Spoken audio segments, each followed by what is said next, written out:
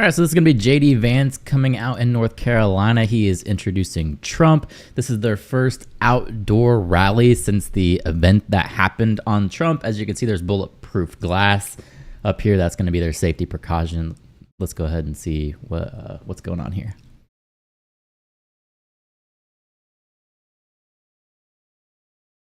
So yeah, he's introducing him. I said, are you ready to hear from the next president of the United States? Ooh. Let's remember, 8 years ago, Donald Trump had everything you could want. Fame, fortune, family, friends. He gave Porn stars. the easy life up so that we could get our country back.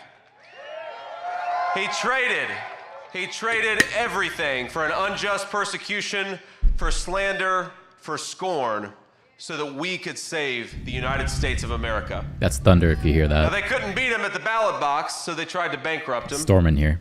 They failed at that, so they tried to impeach him. They failed at that, so they tried to put him in prison. And they even tried to kill him. But as sure as that beautiful flag still waves behind me in the American sky, Donald Trump still stands, ready to fight, ready to win, ready to make America great again. Ladies and gentlemen, please welcome my friend and our President of the United States, Donald J. Trump. All right, and he's gonna do his "I'm proud to be an American" song. I don't want to get demonetized, so I'm killing the volume right now. You know, he's gonna take a minute to come out here and wave to the crowd and all that. I'm hoping he's going to make remarks on the DNC. The Obamas gave their speech last night showing a lot of support for Kamala and Tim Walz.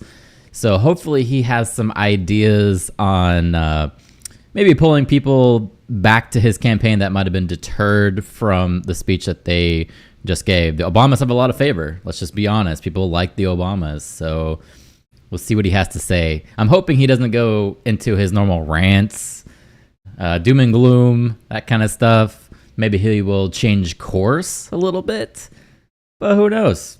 You know, I don't know what's going to go on here. Yeah, again, you can see all of the bulletproof glass. Oh, yep. A little wave from the VP. I think they're taking a picture. Yeah, doing photo ops. But yeah. Seems okay. Again, I hope he has comments about the DNC. DNC is going on. The Bill Clinton is speaking tonight at the DNC, so that should be interesting to hear.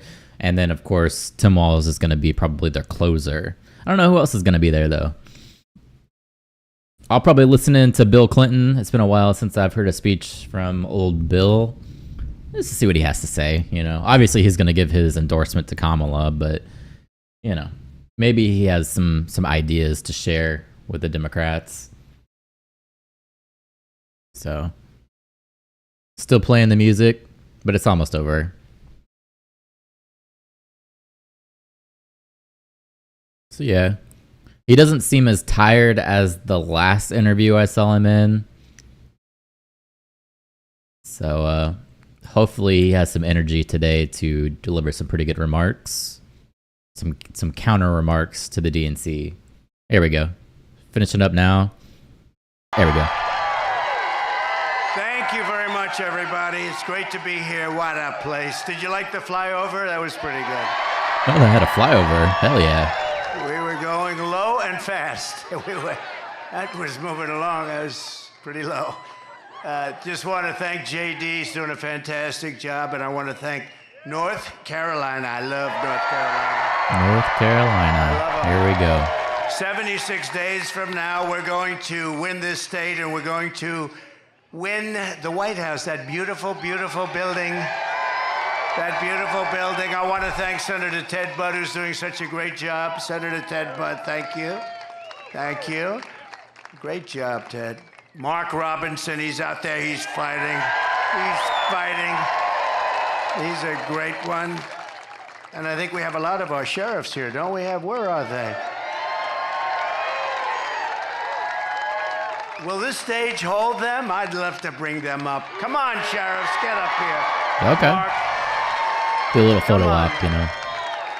I don't know if this stage is going to hold them, but if it doesn't, we've had bigger risks than this. Right? Come on, sheriffs. That's a lot of If people. you weigh more Or than that's Secret 200 Service. pounds, don't come up. I'm only kidding. Come on. Hi, fellas.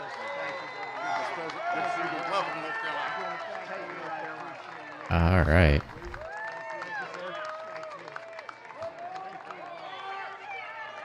Are they going to speak? Or are they just going to hang out?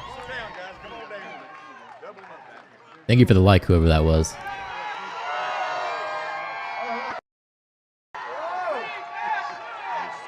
They got the flag going now.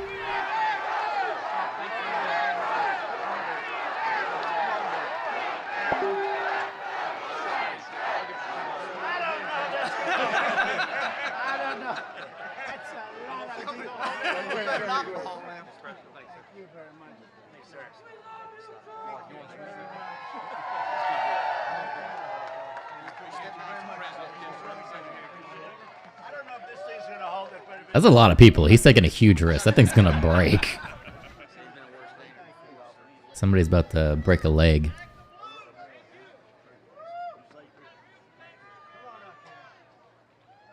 Oh, he's stepping around the bulletproof glass, too. He's completely exposed.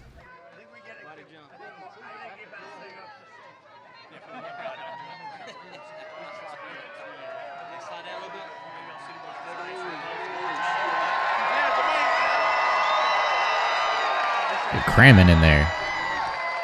Just so you know, these are great people, but I want to get them the hell off the stage because I guarantee they didn't have this in mind when they built this. Thank goodness Mark lost a lot of weight over the last couple of months. You did actually.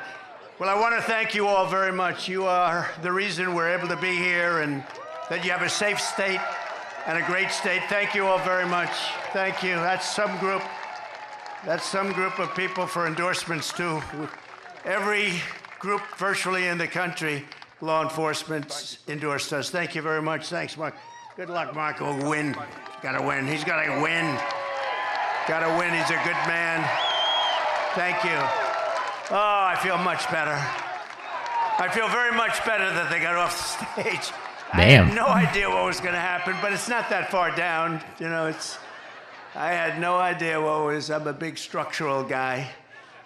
But I want to thank also members of Congress, Richard Hudson and Byron Donalds, two warriors, two great people, two unbelievable. Where's Byron? Thank you very much. Thank you very much. Where's Byron? Oh, look at him over there. He knows how to get attention. Look at that guy. He's been my friend for a long time. Thank you for everything, Byron. And you have, thank you very much, congressional candidate Mark Harris. Mark? Hi, Mark. Good going, Mark. Good numbers. Good numbers. Brad Knott and Addison McDowell. They're all going to be winners very soon. Young, good-looking people. Thank you very much. Great. The State House Speaker, Tim Moore. Tim? Where is Tim? Oh, he's nice and safe back there. Oh, hello, Tim. I appreciate it, Tim. And Neil Jackson, State Rep. Neil Jackson. Thank you very much. Thank you, Neil. RNC Chairman Michael Whatley. What a job he's doing. What a job he's doing. And North Carolina GOP Chairman Jason Simmons, who's been a friend of ours for a long time. Where's Jason? Nice tall character right here. Thank you very much, Jason. And somebody that's been with me from day one, he's a real general. You know, we have the real generals and we have the fake woke generals that did so poorly in Afghanistan, should have all been fired, but this is a real general, Keith Kellogg. Right, Keith? And General Kellogg. This is a great group. It's good to see you, Keith. He's been with me from before day one, right? He said, that guy should run. We got to get him to run. I like those guys. They were here before I ran. You know, there's quite a few of them, too. We have the front row Joes, you know that? And very importantly, we have the most magnificent women. First time, you know, we have They travel all over the country to be with us for rallies. They're at close to a couple of hundred rallies. I don't know what their husbands are doing about this. This is a little crazy. Look how beautiful. And they're from North Carolina. And for a change, they don't have to travel so far, right? How far are you from here? 2 hours is nothing. It's a pretty big state, actually. Thank you very much. As always, you are special, special people, great women. They love our country. Before we begin, I want to address the massive scandal around the revised job numbers that were just announced this morning, a little while ago, just before I came up, I got to see them. And it really isn't a revision, it's a total lie. Total lie. There's never been any revision like this. They wanted it to come out after the election, but somehow it got leaked. It got leaked. Government leaks too. The Harris-Biden administration has been caught fraudulently manipulating job statistics to hide the true extent of the economic ruin that they've inflicted on America.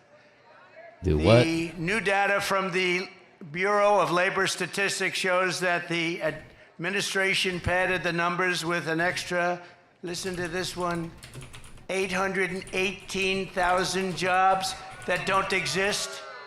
So they said they existed, and they never did exist. They built them up so that they could say what a wonderful job they're doing. No, we've never had numbers like this.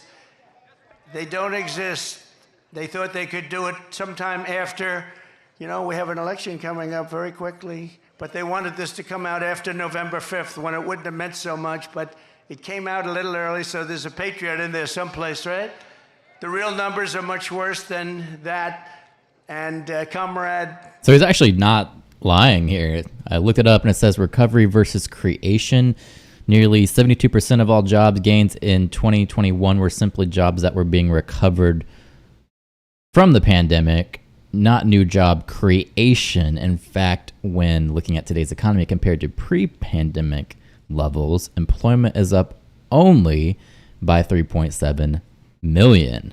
On the other hand, prior to the pandemic, job creation under President Trump was 6.7 million. So 3 million more jobs, or obviously over like 100%, than the current president. Oh, this is actually a good call for him to bring this up. Labor force participation was stronger under Trump. The labor force participation rate remains 0.7% points under Biden than it was when Trump was in office. When adjusting for population gains, nearly 2 million more Americans are on the sidelines today than they were during the previous administration. Got him there. And by the way, this is coming from budget.house.gov. This is a government website, so we would like to think that all of this information is factual. It says wages are not keeping up with Biden's inflation crisis. Obviously, we all know that's true. Anybody that believes that wages are keeping up with inflation, you're a fucking idiot.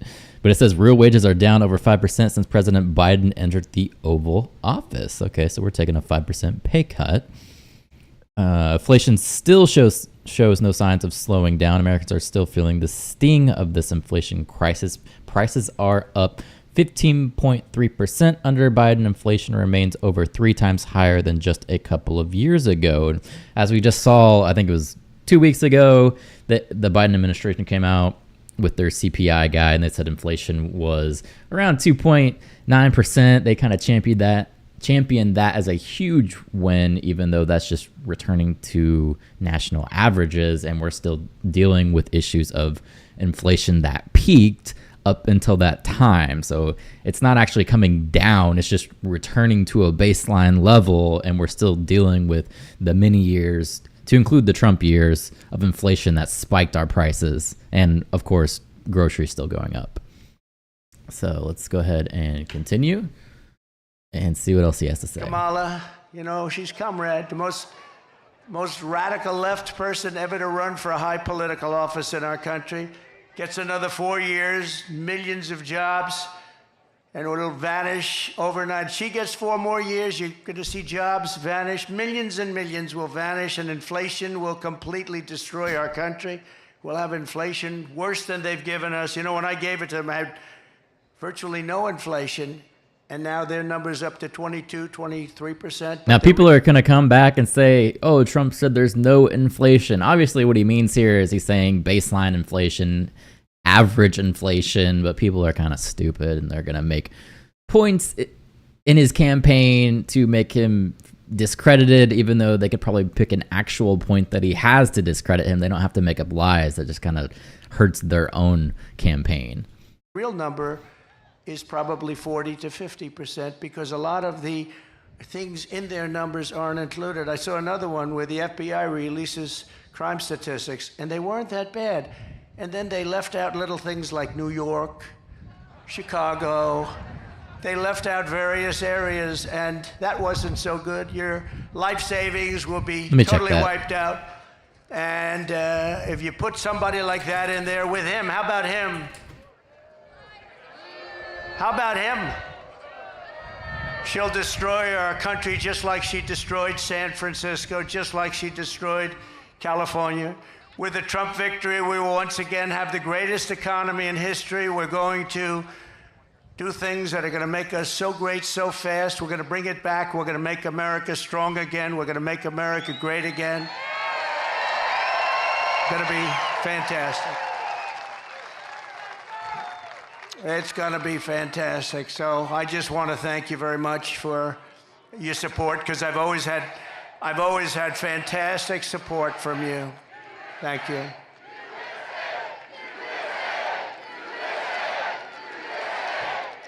Thank you very much.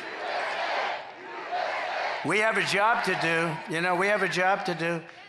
We had some very good polls this morning, despite their charade. I call it the party, the Democrats' party. Do you know 5 people in Chicago were killed in the last little while since that charade that they have going on? They mentioned my name, I think, 271 times. They mentioned the economy like 12 times. They mentioned the border, maybe none. They don't talk about the border. Our great border czar doesn't talk about the border. But they mentioned me more than any other category. I'm now a category. They had me down today as a category. That's all they talk about. Trump. We've driven them crazy. They have Trump derangement syndrome. We've driven them crazy, and they should be driven crazy. They've done a terrible job for our country in every single way. There's not a thing they've done well except cheat and lie. They lie about stats. No, they lied about the crime numbers. The crime numbers didn't look bad. Then they found out that many of the worst places weren't included in the numbers. And that was done by the... So I am looking at the FBI website. It does show that the crime numbers are down. Sorry, that's thunder. It's storming here. I can't really do much about that. But the FBI website does show that crime is down. However, I'm not seeing where he references that they're taking out all major cities. So I think maybe that could be bogus, unless they're just hiding that information from me, which they probably are. So I'll keep looking for it. Actually, it has footnotes right here. No, it doesn't say anything. So I don't see that where he's saying it doesn't have major cities. The FBI, which is sad. 4 years ago, our country was strong and respected like never before. Our allies admired us. Our enemies feared us because everyone knew that as an American president, I was all about putting America first. That's true. Under my leadership, we rebuilt the United States military, created Space Force, and we made our allies pay their fair share and their fair dues. You know, we went to NATO, we say, you're not paying, you gotta pay. If you remember, President Bush would go and he'd make a speech, Obama would go, he'd make a speech, they all made speeches. This one didn't even make a speech, this last one. But I went, I said, nobody's paying, you gotta pay. And they did, paid hundreds of billions of dollars. They said, well, does that mean you won't support us if we don't pay? I said, that's what it means. I had to say that, I got a lot of heat for that. People, the fake news, oh, that's a lot of fake news. Oh, that's a lot of fake news. No, the fake news gave me a hard time for that. The fake news was saying, what a terrible thing to say to our allies. Our allies weren't paying. And I said, you gotta pay. We were paying for everybody. So they take advantage of us on trade, and then we also pay for their military. That somehow doesn't work. So they had to pay. They paid hundreds of billions of dollars. But I said to him, no, that means I will not protect you. I will not protect you. They said, sir, if we're attacked by Russia, will you protect us? Used to be Soviet Union, now Russia. Will you protect us? I said, are you paid? No, let's assume we're not paid. Then you're delinquent, right? Well, yes, that's an old real estate term. You're delinquent, yes. No, we will not protect you. The press went crazy that I said, and you know what? If I would have said the other way, they would have never paid. Hundreds of billions were sent into NATO. But we defeated ISIS, we killed the world's top terrorists, we secured our borders, we achieved energy independence, we stood up to China, we protected Israel, we made peace in the Middle East with the Abraham Accords, and more. We did things like nobody ever heard of, and we brought our troops mostly back home. We didn't start any wars for 79 years it was before. We didn't. All right, so this is what he's talking about. It says, in 2019, 89% of agencies covering 97% of the population submitted data, but by 2021, that coverage plummeted to less than 63% of departments overseeing just 65% of the population. Chicago, Los Angeles, and New York all failed to submit crime data. To increase participation, the FBI relaxed the NIBRS requirement in 2022, allowing agencies to report via the legacy system. So it seems like there might have been a year where they didn't submit data, and that makes it look like the crime rate was coming down, but it wasn't actually. It was just that they were moving over to a new system for how they were going to actually calculate the crime rate, and that's made it appear to seem like the crime rate was going down because these major cities were not reporting this data. So actually what he's saying is true. I'll give it to him. Start wars, 79, 80 years. Everybody said, oh, he's going to start wars with his attitude. No, my attitude kept us out of wars. I stopped wars with phone calls. Russia should have never happened with Ukraine. Would have never happened if I were president. Would have never happened. Nope, there was no talk of that.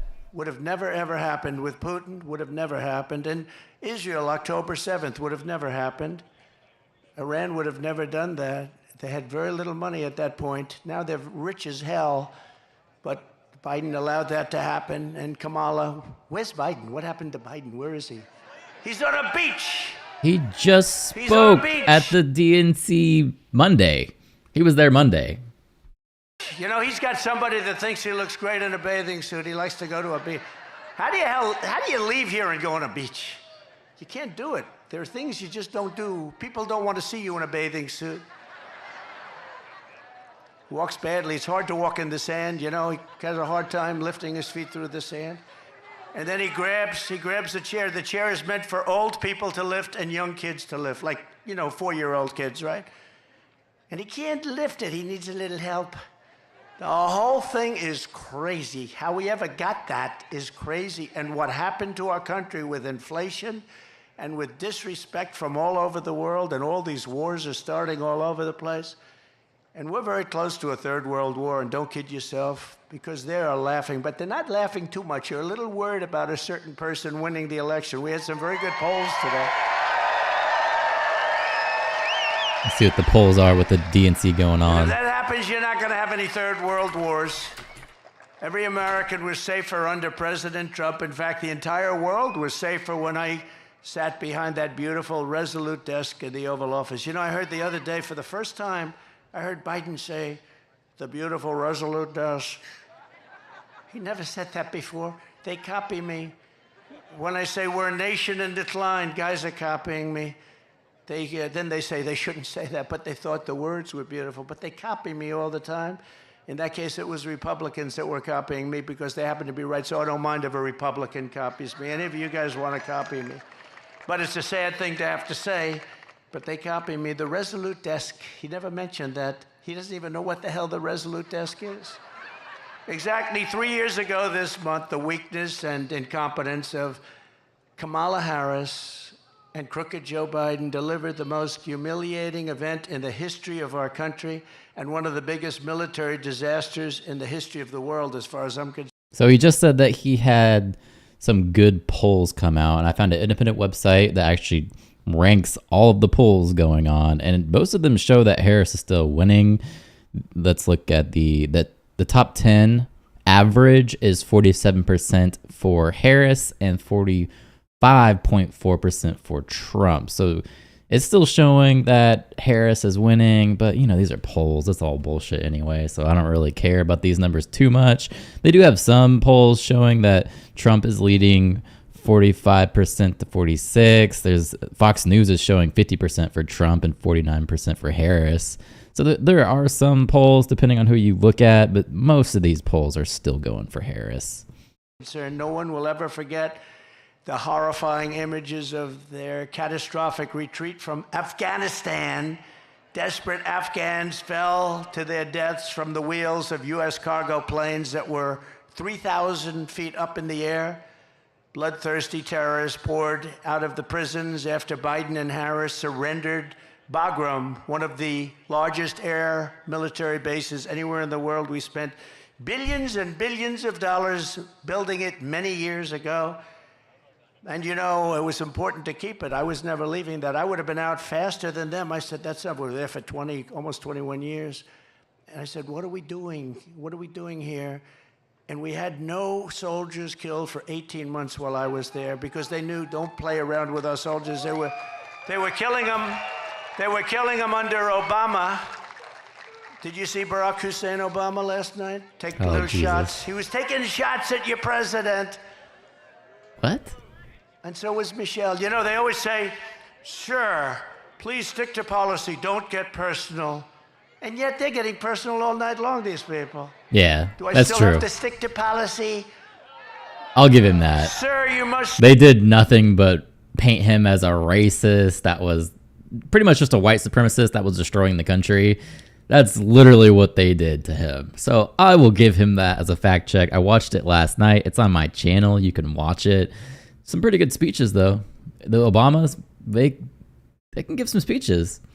Stick to policy. You'll win it on the border. You'll win it with inflation. You'll win it with your great military that you built that they gave away $85 billion worth of it in Afghanistan. Sir, you're going to win it on crime. The crime is running through the streets like never before. You're going to win it on all of these things, and maybe especially, I think two things, the economy, inflation, because I view them together.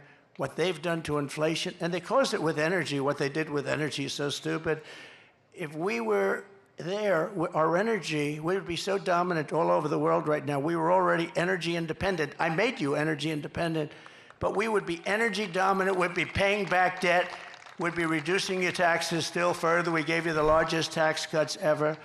And a lot of good things were going to happen, but now we're just going to have to sort of call it a delay of 4 years. But these people don't have any idea what they're doing. You had 13 heroic U.S. service members were tragically and needlessly killed. I got to know a lot of the relatives, friends, and mothers and fathers of those 13 people. 45 others were horrifically wounded, and $85 billion worth of the best military equipment anywhere in the world was handed over to these people. In fact, Afghanistan is now one of the largest arms merchants anywhere in the world. Did you know that? They're selling our equipment at tremendous prices. They're selling our beautiful... We had 70,000 armored trucks, many of them armored trucks and vehicles. Think of this. We had 700,000 rifles and guns. I actually say, what the hell did they need so many for? 700,000 rifles and guns. We had goggles, brand new, right out of the box. They didn't fight at night because they never had goggles, right? Good fighters. They never had goggles. Now they have brand new goggles, all left by the Biden-Harris administration. Gave them billions and billions of dollars, just gave it to them, and now they sell that equipment because they don't need 700,000 rifles. They need 20,000, little difference. They don't need 70,000 vehicles. They need 500 vehicles. You have to ask yourself, who bought all that stuff in the first place? Who bought it all? How disgusted we're all when we see, all of us are, when we see 3 days ago when we viewed their parade, our military equipment running down the middle of their main avenue, brand new, beautiful, armor-plated trucks, tanks, and vehicles.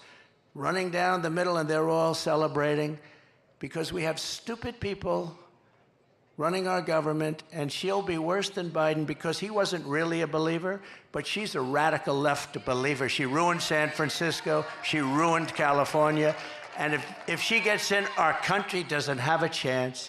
This calamity is on Comrade Kamala Harris's shoulders. I think her name will be Comrade because I think that's the most accurate name. You know, I've been looking for a name. People are saying, sir, don't do it. You know all my names. They've all worked. They've all been very successful. And I really didn't find one with her. Sir, she's a woman. I said, so is Hillary Clinton. I called her Crooked Hillary. So nobody complained about that, right? Right? Mr. They Governor, did. Nobody complained about that. They complain so much. I called her Crooked Hillary. I call people names. I call crazy Nancy Pelosi crazy because she is. She's nuts. You know, Biden is really angry. You know, he's very angry. He was so angry the other night, he's like seething. You ever see a guy make a speech? It's such anger and so uncomfortable, just shouting, yeah. But he's terrible. He's just terrible. Should have never been there. We all know that. Should have never been there. What they've done to this country is incredible. But she bragged that she would be the last person in the room, and she was. She was the last person in the room with Biden when the two of them decided to pull the troops out of Afghanistan. And by the way, pulling them out was absolutely right. I was going to do it. I'm the one that got the soldiers down to 5,000 people. I was going to do it, but we were going to get out last. You don't pull the soldiers out first. You let the soldiers stay last. And the head of the Taliban respected me, Abdul. I had conversations with him. After my conversations, not one soldier in 18 months was killed, but you pull the soldiers out last. Milley and these guys, you know, we have great generals, but Milley and Mattis and these guys, they didn't know what the hell. I call them television generals. The television generals are no good, but the generals that defeated ISIS, for me, were great. We have a great military. But she had the final vote. She had the final say, and she was all for it. You take the soldiers out. If I took that young person right there, about 5 or 6 years old, beautiful young person, and if I said, I gave little details, like about 30 seconds worth of details. Would you take the military out first or last? Sir, I'd take the military out last. But they took it out first. And then we left hostages, we left all of the equipment, we left everything. And we left Bagram, and now China is occupying Bagram. Bagram being 1 hour away from where China makes its nuclear weapons. Wouldn't it have been nice to have our big, fat, beautiful base? It was probably built there for that reason. But China 1 hour away, and now China is occupying that massive, big base. Some of the biggest runways in the world. They can hold heavier loads than any runways in the world. Under my leadership, we were getting out of Afghanistan, but we were going to get out with dignity, pride, and with strength. When I left office, we had not lost a single service member in the combat in Afghanistan in more than 18 months. And then we had that horrible day where we lost so many, and so many were so badly hurt. Arms, legs gone, face just obliterated. We lost so many great people that day. Nobody talks about the people that were so badly injured. They never mention them. I always mention them. All over the world, our adversaries knew that America was not to be trifled with when I was your commander-in-chief. And you know, it's very interesting. If you look at Hungary, very strong country, very strong leader, Viktor Orban, he said the only thing that's going to save the whole world is Trump has to be president again. We had no... So AP News is saying that's BS. They say during Trump's presidency, which ran from January 20, 2017 to January 20, 2021, there were 45 combat deaths among U.S. service members reported in Afghanistan, as well as 18 non-hostile deaths according to Defense Casualty Analysis System. So depending on what 18-month period he's actually talking about within that, it seems kind of sketchy. I'm going to say that's probably a no-go for Trump on stating that one. No problems. We had no problems. He said, we had no problems. I don't use the term, but he did. He said, China was afraid of him. Russia was afraid of him. They always said, oh, I was so friendly to Russia. I'm the one that stopped the Russian pipeline called Nord Stream 2. Nobody ever, the biggest development they ever had to feed oil all over Europe, I stopped it. And then Biden comes in and he gives them everything. He gave them the pipeline. They built the pipeline, but I stopped it. Putin said, that's the worst thing that's ever happened to us. I said, I'm sorry, I have to do it. And he approves it right away. And then they say, Trump was not strong on Russia. I think they got it wrong. Putin actually said, if you weren't strong, I'd like to find out how bad would you be if you were strong, because you were brutal. But you know, I got along with him.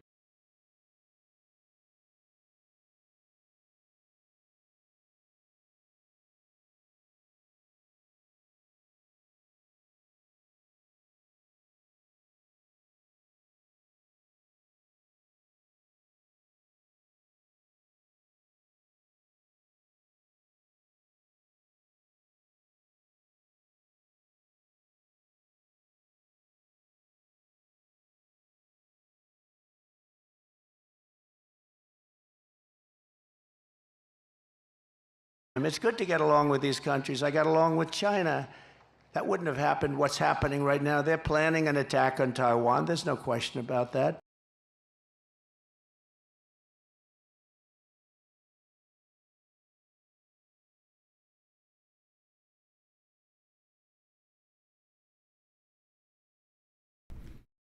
Forgot my mic again. Damn, did it again. I gotta get better at that. But you're about 36 minutes in, and so far he's talked about the DNC, how they were kind of painting him to be this evil white supremacist guy, which, fact check, that's true. We watched that last night. They did kind of paint him to be this monster of a person that's destroying the country. But basically he was saying, like, they tell Trump that he shouldn't be leading with insults and all this violence and stuff, but yet the Obamas came out last night and were doing the same thing. And obviously Biden does the same thing. They all do it. They all throw insults and slurs at each other. It's all part of it. So you didn't really miss much. That wouldn't have happened. Wasn't going to happen. They knew that you weren't allowed to do that. Putin would have never gone into Ukraine. Israel would have never been attacked. It's a sad, sad situation. So many people are dead. So many people are gone. So many cities. You look at Ukraine, those cities are just wiped off the face of the earth. They're outside of Kiev and a couple of others have basically just flattened. Far more people dead than they let you know. It's like your numbers that were released fraudulently today. Far more people dead in that war than anybody would know. When those big buildings come tumbling down, hit with rockets, so ridiculous. There's nothing left. It's so ridiculous. But since the Afghanistan catastrophe, it's been open season on America and our allies. I really believe that the Afghan disaster, what happened, the stupidity and the way we pulled out and the bedlam and all of that, it would have been very smooth. We were going to get out with strength and dignity. But when Putin saw that, he said, wow, those people don't know what they're doing. They're overrated. So this actually lays it out a little bit clearer. It says, in December 2019, while Trump was in office, Congress approved a defense bill signed into law by Trump that included sanctions against companies building the Russian pipeline. Pipeline constructed was suspended in response to the sanctions. At the time, the pipeline was about 90% completed, according to December 18, 2019, CNBC News report. Fewer than 100 miles of the approximately 760-mile-long pipeline system remain to be laid. So yes, I guess in response to sanctions, they said that they are not going to continue building it. And then under Biden, they did pick it back up, even though it's still not approved yet. Well, it's approved by Biden. They just need, I think it was Germany that they were waiting on approval for up here at the top. Let me check. Yeah, Germany. So I guess in a way, if you consider sanctions a way of stopping the pipeline, then that would be true on Trump's side. He didn't necessarily stop it. He imposed sanctions. So I guess either way, it's a good deal for us to make more from it. But it's iffy. It's very complicated. And he went in, and the same thing happened with Iran. Iran was not going to play with us. And now Iran is a rich nation. They have $300 billion. They had no money. And in 3.5 years, they made $300 billion. $300 billion they have right now. They made it all in 3.5 years. They had none when I left. And we would have made a fair deal with them. They can't have a nuclear weapon. Very simple. You can't have a nuclear weapon. Other than that, we want you to have great lives. But I do hear they're after me, but you know, that's the way it is. Look, I'm here for you, and I'm here even for the world. We want to stop world wars because the equipment is so devastating now. A world war is obliteration. We can't have a world war. So Reuters, which is usually pretty fair, says Iran's oil exports, that's only their oil export, has reached 35 billion in the last 12 months. So yeah, they're making a killing. He's not wrong there. Every dictator, tyrant, and terrorist on the planet knows that they can get away with murder under Kamala and Crooked Joe. Kidnappers are getting millions and millions of dollars, but now they're getting billions. They're getting billions. What did you get for the 4 people that we released? Sure, they got $6 billion. What is $6 billion? Does anyone know what that means? $6 billion. They got $6 billion. People get kidnapped and, you know, they ask for like, how about $1,000? How about 500? They got $6 billion from these idiots. And you know what happens? When that happens, a lot of people are going to get kidnapped because they say, we're dealing with stupid people. A lot of people. We had 59 people that were hostage, some in North Korea. That's about as tough as it gets. We got people out without paying for anything. We never gave money. We didn't want to give money. If we gave money, all they do is they go around kidnapping everybody. These people give, not only do they give $6 billion, they got the Prince of Death out. He's the #1 arms merchant in the world. Russia got him as part of one of the deals. The #1 arms merchant in the world. We got a couple of people. But, you know, why were they there? And why did they do what they did? But they got some of the most criminal, the toughest, meanest criminals anywhere in the world. On top of that, we paid them billions and billions of dollars. We're run by very stupid people. I'd like to use a different word. I'd like to use a much more sophisticated. So what I'm seeing so far is Trump is right. He didn't pay any money for hostage release, but he did swap prisoners or hostages in exchange for, you know, different prisoners. Sophisticated word, but there's no word I can think of. Incompetent. How about incompetent? As a result, peace in Europe. Well, what do you expect when we trade the Merchant of Death for Brittany Griner? Exactly. That was a terrible trade. Terrible.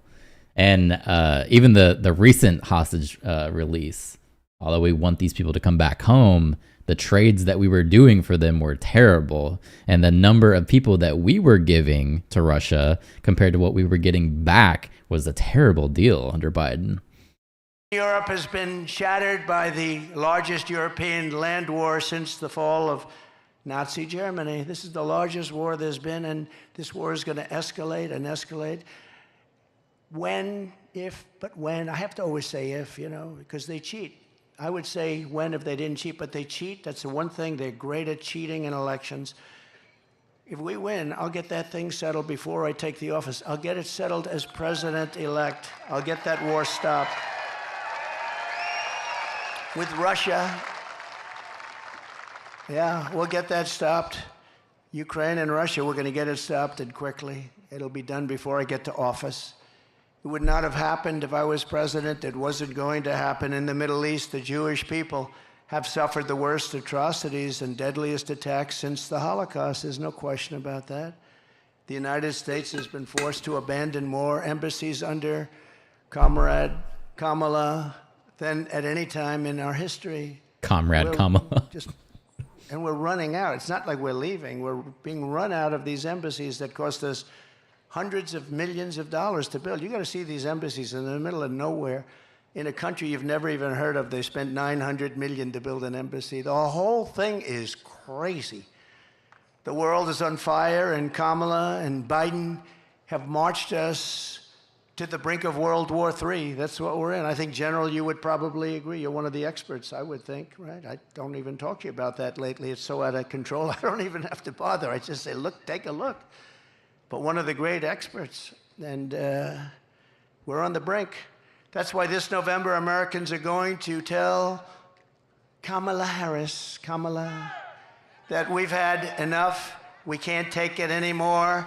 You're doing a terrible job. Comrade Harris, you're fired. Get That's out a good of here. one. I'll give him You're that. Fired. You're no good. No, Comrade Kamala. That's what he should roll with. I like it. You're fired. Get him out of here. All you have to do is take a look at San Francisco. Look at the job she did. She had one policy. If you steal less than $1,000, basically $950 to be exact, I want to be accurate for purposes of reporters, the fake news media, they want accurate. So before Trump's Russian sanctions stop a pipeline, Biden's Russian sanctions have increased their economy by 3.2%. Accuracy. They don't have to be accurate, but we have to be accurate. But if you steal less than $950, they basically leave you alone. So I have guys going in robbing stores with a calculator. Let's see, this is $100. Did you notice? This is not going to happen in North Carolina, I don't think, is it? No. Let's see, that's 100, that's $59. Bing, bing, bing, bing. Stop. But we don't want to go over $950. They walk out with it. Nobody does a thing. Yeah, the International Monetary Fund is still forecasting Russian GDP growth of 3.2% in 2024. And then, far from being crippled, Russia's economy is growing. That's where they cite that number. It says debilitating sanctions have not produced shortages in shops. So despite his sanctions, yeah, you're right. You were absolutely right on that one. According to BBC News in June 24th, yeah, and I'm looking at a completely different source, and they are agreeing. So yeah, that's insane. Starting the moment I lift my hand from the Bible after taking the oath of office, I will move to restore America to maximum strength and return the world to peace. We're going to return the world to peace. And mostly I can do it with a telephone call. You know, we don't have to send troops. I can do it with a telephone call. You go to war with another country that's friendly to us or even not friendly to us. You're not going to do business in the United States, and we're going to charge you 100% tariffs. And all of a sudden, the president or prime minister or dictator or whoever the hell is running the country says to me, sir, we won't go to war. I talked this world out of a lot of wars with telephone calls. I don't have to send in the troops. One of my most urgent priorities will be to quickly rebuild the readiness and spirit of the United States Armed Forces. And we had it built. We rebuilt it. We rebuilt the whole military, but it was decimated under this group of stupid people. You know, we had so much, when I came in, we had no ammunition. Did you know that? Remember? I used to talk about it. And I said, if it's true, which it was, why would you say that? We had people on television, well, the United States has no ammunition. You know, some things you just keep to yourself, right? Do you remember I used to, from North Carolina, do you remember I used to talk about that all the time? Those are my best witnesses, those ladies. So just to kind of prove his point here, I deployed, this was, I don't know, 3 or 4 years ago. So I don't even remember if it was under Trump or Biden, to be honest. I can't even tell you. It's been such a blur. But anyway, I was deployed, just to tell you the state of the military. I deployed to the Middle East, and when you get off the bus, they take you to a little camp and all this stuff. You got to pick up your gear, right? Part of that is getting armor, right? You got to get your armor in case shit goes down. You know, you got to put on your plates in your vest, and you got your plated vest, right? So I'm like a large, when it comes to this plate carrier, and I'm there in supply trying to get my equipment, and they don't have any large vests for me. So I'm like, all right, I'm talking to the supply guy. What do you want me to do? Well, here, I need you to take this medium one. The medium one doesn't fit me. I'm telling them this. What's the point of me taking this? Well, you need to take it just to have accountability. We need to be able to say that we gave you armor. So I'm like, all right, but I can't wear this. What's the point of me lugging this around? It's just to pretty much say that, well, you have armor. We issued you armor. Even though you can't wear it. And that pretty much sums up my military experience right there. There's about 40 of them. They're all over the place. And they're always perfectly coiffed and perfectly dressed. They're beautiful and they're great. But no, I used to talk all the time. If you have no bullets, I can ask this group of leaders, you don't talk about it. But you get the bullets really fast, right? Yeah. Here's your M4, sir, but yeah, we don't have any ammo, so yikes. So within a year, I had so much that our warehouses were stocked to the gills. We never had so much. I bought so much, missiles, everything. I rebuilt our military, but that's been all dissipated now again because we give it away to everybody. Yeah, when they handed me the wrong size armor and told me that they didn't have my size and I couldn't get any armor that fit me, I didn't feel like the military was very rebuilt. And for nothing. I mean, they don't do anything for us. We don't get anything. We don't even get a pledge that we'll pay you back someday if we have the money. How about that? Pay you back someday if we have the money. You know, I sponsor athletes sometimes. If I see somebody that I like in sports, I sponsor some golfers, usually. That sounds about right. I went to turn in my gear when I separated. They lost the record, so I still have all my gear, mostly Seaburn stuff. But hey, that stuff's pretty expensive. You could probably sell that for a pretty penny. Doesn't typically work out. I don't know if you know. I knew guys that went to turn in their Seaburn gear, and because they didn't have the box that their mask came in, they charged them for that. It's so stupid. No, it's like a 5,000 to 1 shot, but I'm good at that stuff and I can see talent.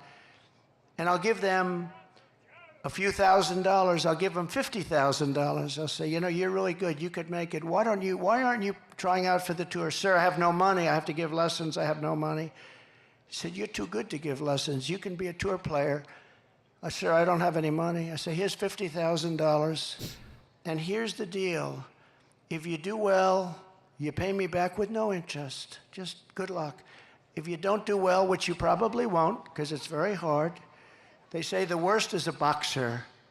If you sponsor a boxer, they're all great, they're winning all their fights, and then they turn professional, and they go in, and this goes with the UFC, run by Dana White, one of the greats of all time, which has really taken over for boxing.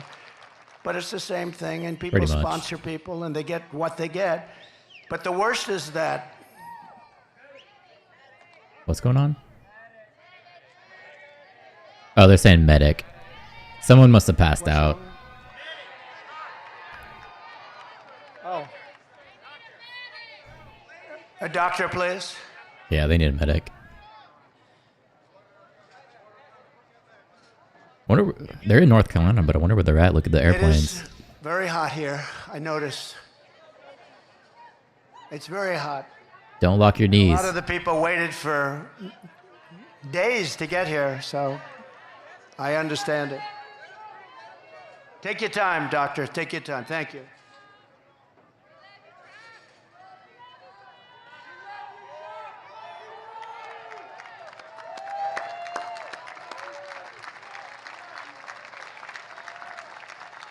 I watched Trump's interview with Theo Vaughn. It was good seeing a different side of him. Yeah, I saw that. I want to watch it. I don't think I can stream it. I'm pretty sure I'd get copyright strike for that. Yeah. But I want to watch it. I saw a little clip of it where he was talking about cocaine. It was maybe like 2 minutes long. He was explaining cocaine to Trump. He said something like, it'll have you sitting on your porch looking like an owl. That dude is hilarious.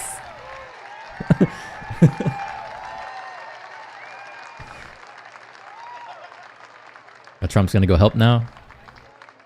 He's a doctor.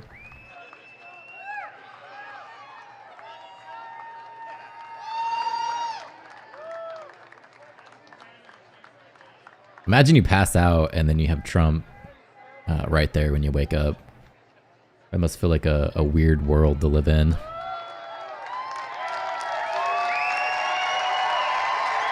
Oh, let's hug it out.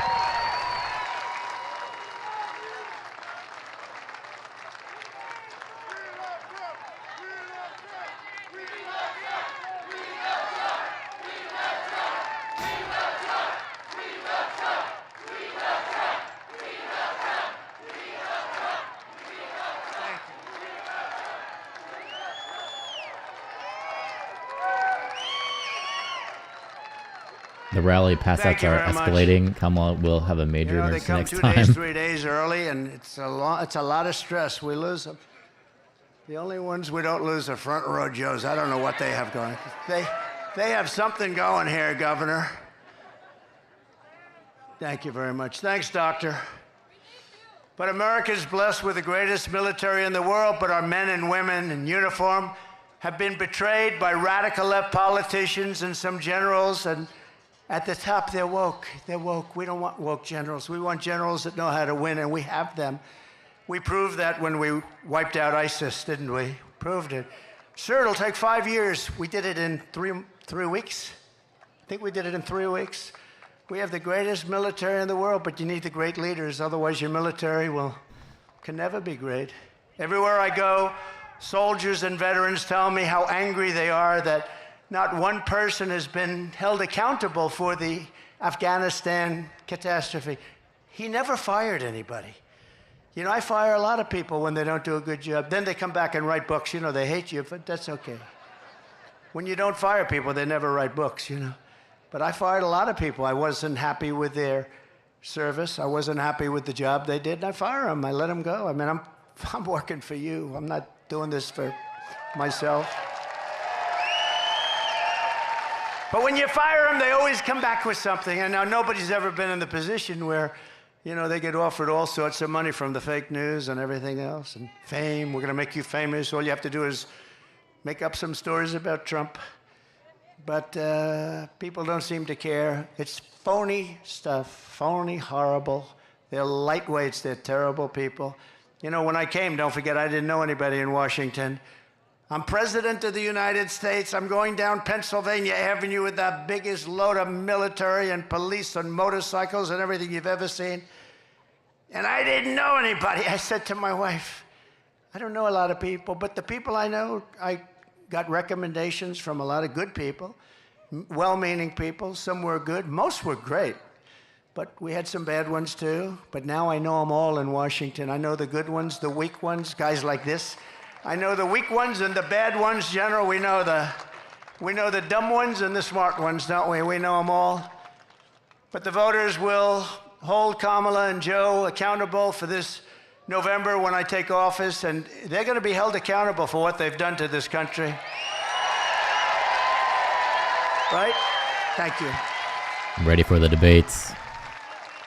I will ask for the resignations of every single senior military official who touched the Afghanistan disaster.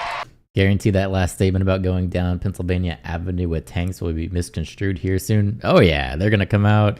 He's a dictator. He wants to go down the street with tanks. It's coming. I want their resignations immediately. We'll fact check that too. And I want them on the That's desk BS. in the Oval Office. Like the dictator desk. comment.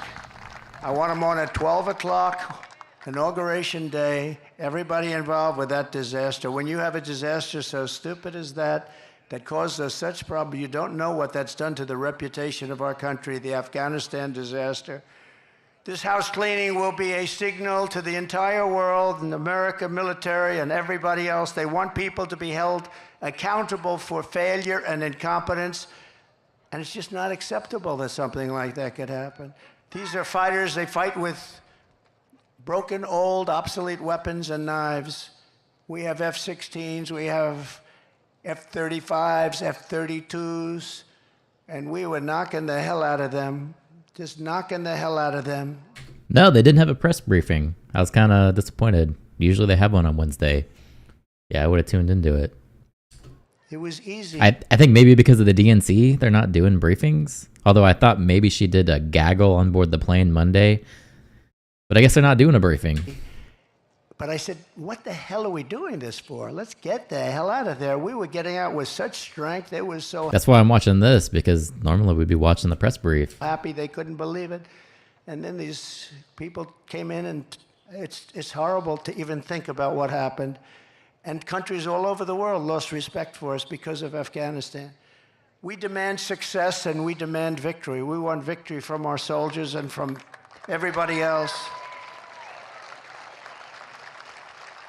Under Comrade Kamala Harris. I like that. That's a good one. And I call her that because there's never been, she's a Marxist, okay? Comrade Kamala. I was saying, do you think she's a Marxist or a communist? To people that really study this stuff, they weren't able to tell me.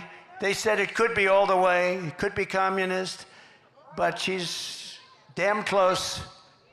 They said it was definitely one or the other, but they couldn't actually tell me. Was it communist or Marxist? Sir, it's one or the other. We're not sure. We'll figure it out. But under Comrade Kamala, our military has been abused for radical social experiments. On day one, I will get critical race theory and transgender insanity the hell out of our U.S. armed forces. We're taking it out.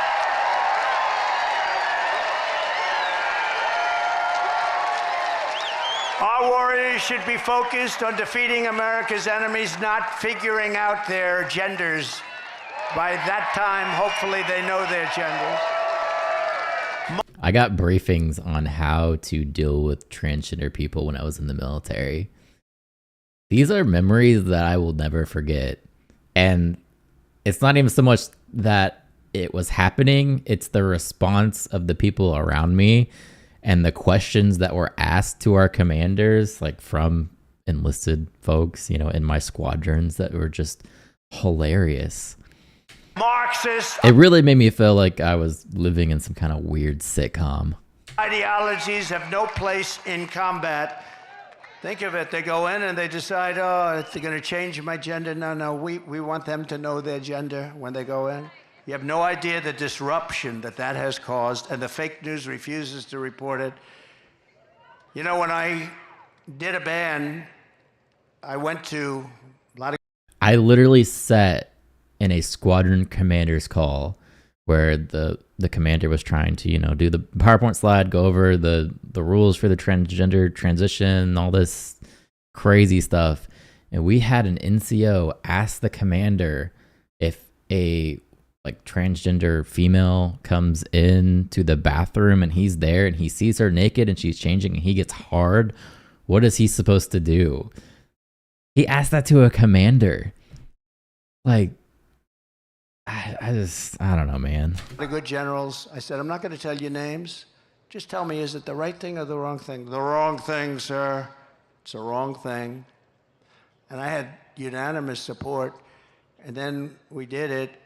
I didn't do it. Other people did it. They reversed me as soon as they got in, like almost the first day. I didn't do it.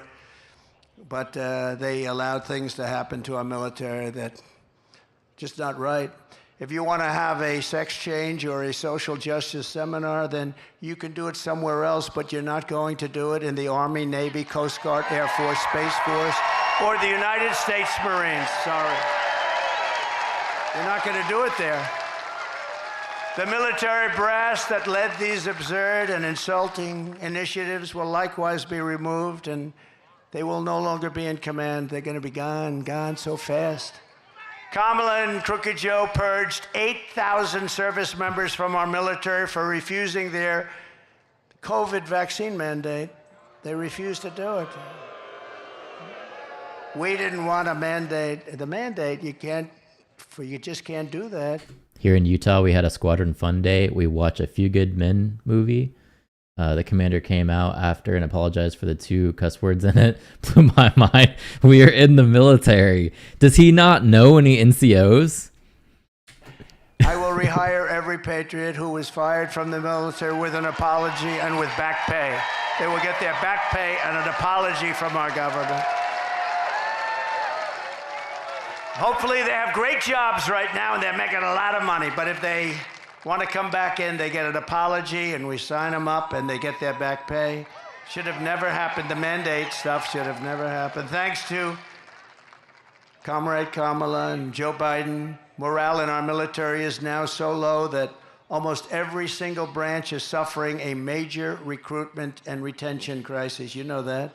Upon taking office, I will begin the largest peacetime... That was true. I'll give him that before I was leaving. But it seemed like they were purposely trying to downsize the military. So yeah, well, it looks like they are facing a recruitment challenge and definitely a retention challenge. I think they're trying to downsize anyway, so it doesn't really matter too much.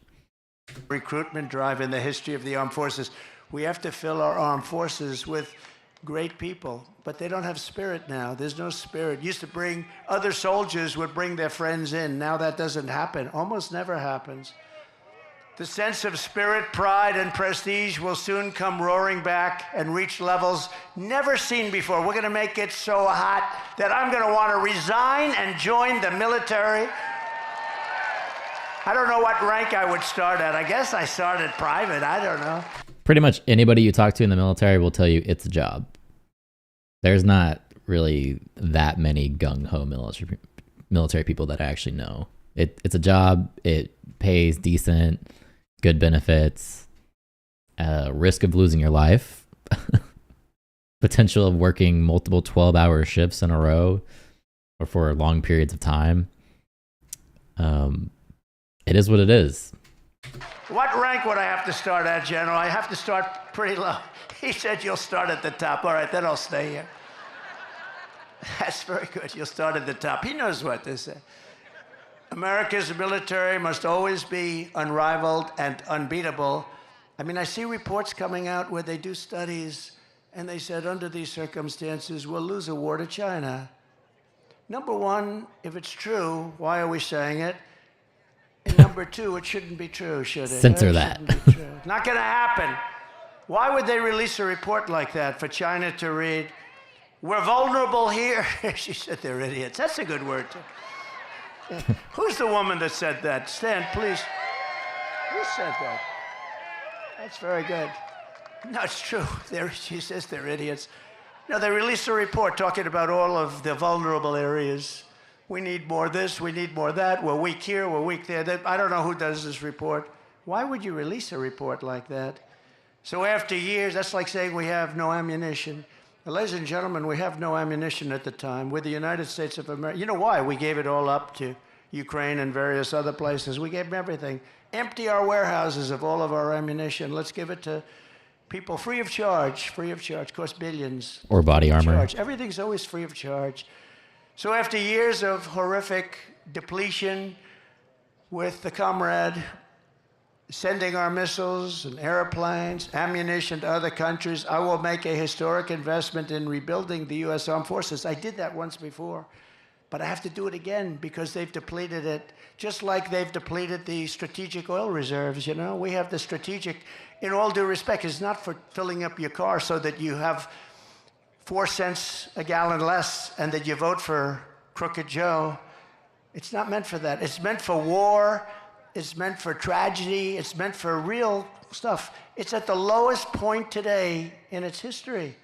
We almost have nothing left. And we had it at a level that was such a beautiful thing to see. We will increase funding, but at the same... I'm all about perception. Do you think Putin is scared after seeing trans commanders or the officers taking photos with dog masks? So Russia just came out, I think it was this week, saying that if you need to seek asylum from the wokeness of the U.S., you can go to Russia. I don't see anybody obviously moving to Russia, but I thought that was funny. Same time, the days of blank checks for the weapon systems over the past are over. I tell you what we will build, though. We're going to build a great iron dome over our country so that we don't have to get hit. We give it to other countries. We help Israel and other countries. And Ronald Reagan wanted it many years ago, as you know, but we didn't really have the technology then. He was right, but we didn't have the right technology. Today we have unbelievable technology. And, you know, we have other countries that have it. This country should have it. And we're going to make it right here, and we're going to make it in other of our great places. But a lot of it's going to come right out of your state. It's time to create the arsenal of the 21st century. We need that. That means aggressively shifting funding to keep America on the cutting edge, investing heavily in drones and robotics and artificial intelligence and hypersonics. Do you know, hypersonics, these are missiles that go 7 times faster than a fast ordinary missile. Oh, yeah. 7 times faster. So fast that for the most part, you can't shut them down and you can't shoot them down. They're going at levels of speed that nobody thought was possible. Do you know, that was our technology that was stolen by Russia. And Russia has them, and I started them very quickly. But somebody gave Russia, years ago, before me, all of our plans and specs for hypersonic missiles, and they built them, and we didn't. He said Bill Clinton. He could be. It might have been, in all fairness, might have been a little after Bill Clinton. I used to like Bill Clinton. Can you believe it? It could have been Barack Hussein Obama, perhaps. We should ask him. Now, he was very nasty last night. I try and be nice to people, you know. It was But nasty it's a little doing. tough when they get It was. personal. Please, again, remember, please, sir, don't get personal. Talk about policy. Let me ask you about that. We're going to do a free poll. Here are the 2 questions. Should I get personal? Should I not get personal? Ready? Should I get personal? Should I not get personal? I don't know. My advisors are fired. No, we'd rather keep it on policy, but sometimes it's hard when you're attacked from all ends. I mean, they want to put you in jail for nothing. For nothing. For case. So Russia is denying that Obama gave them any technology for that. He says Peskov told reporters on Tuesday that Russia has our own missile and excellent ones in response to Trump's comment, and claimed that Moscow's weaponry has no rivals in the world for now, reported the Russian state media outlet TASS. So obviously they're going to deny it either way. So I can't really... You're not going to be able to find that kind of information online. I guarantee you that. You're going to need a clearance. Cases that the legal scholars all over the country have said there is no case, and they want to put you in jail. And I could have done that to Hillary Clinton. I could have put her in jail. She turned away subpoenas, and she damaged stuff, and she wouldn't give things after a subpoena was sent, from the United States Congress. I said to myself, we want to bring the country together. Wouldn't it be terrible to put the wife of the President of the United States in jail? Wouldn't it be terrible? And then I come out, and they do it to me. And there's no feeling as, wouldn't it be terrible? But we won the big case in Florida. That was totally won. And Biden didn't. You know, Biden documents, I had the Presidential Records Act. I had a right to do whatever I wanted to do. That was passed in like 1978. But Biden didn't have a right to do it because he wasn't president. And he was there for 50 years. He took stuff. And the ruling was basically he's guilty as hell, but he's got no memory. He's a nice man with no memory. Actually, they're wrong. He's not a nice man and he has no memory. He's not a nice man at all because he started weaponization. And weaponization is a double prong that can come back to haunt them too. It's a terrible thing for our country, I can tell you. A terrible thing for our country. We need a dramatic increase in research. We need a very dramatic increase in development. And in so doing, we will create countless American jobs, including jobs right here in a place called North Carolina. Do we love North Carolina?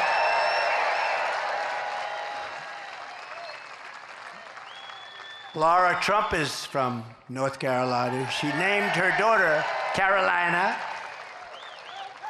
the wife of Eric. I now say that he's the husband of Laura. We changed it. He's great. He's great, and it's a great couple, but she loves this place. She just loves it. She's here all the time. And, you know, she comes and we love her too. She's amazing. She's got a great talent, and she, along with Michael Watley, are running the Republican National Committee and doing a great job.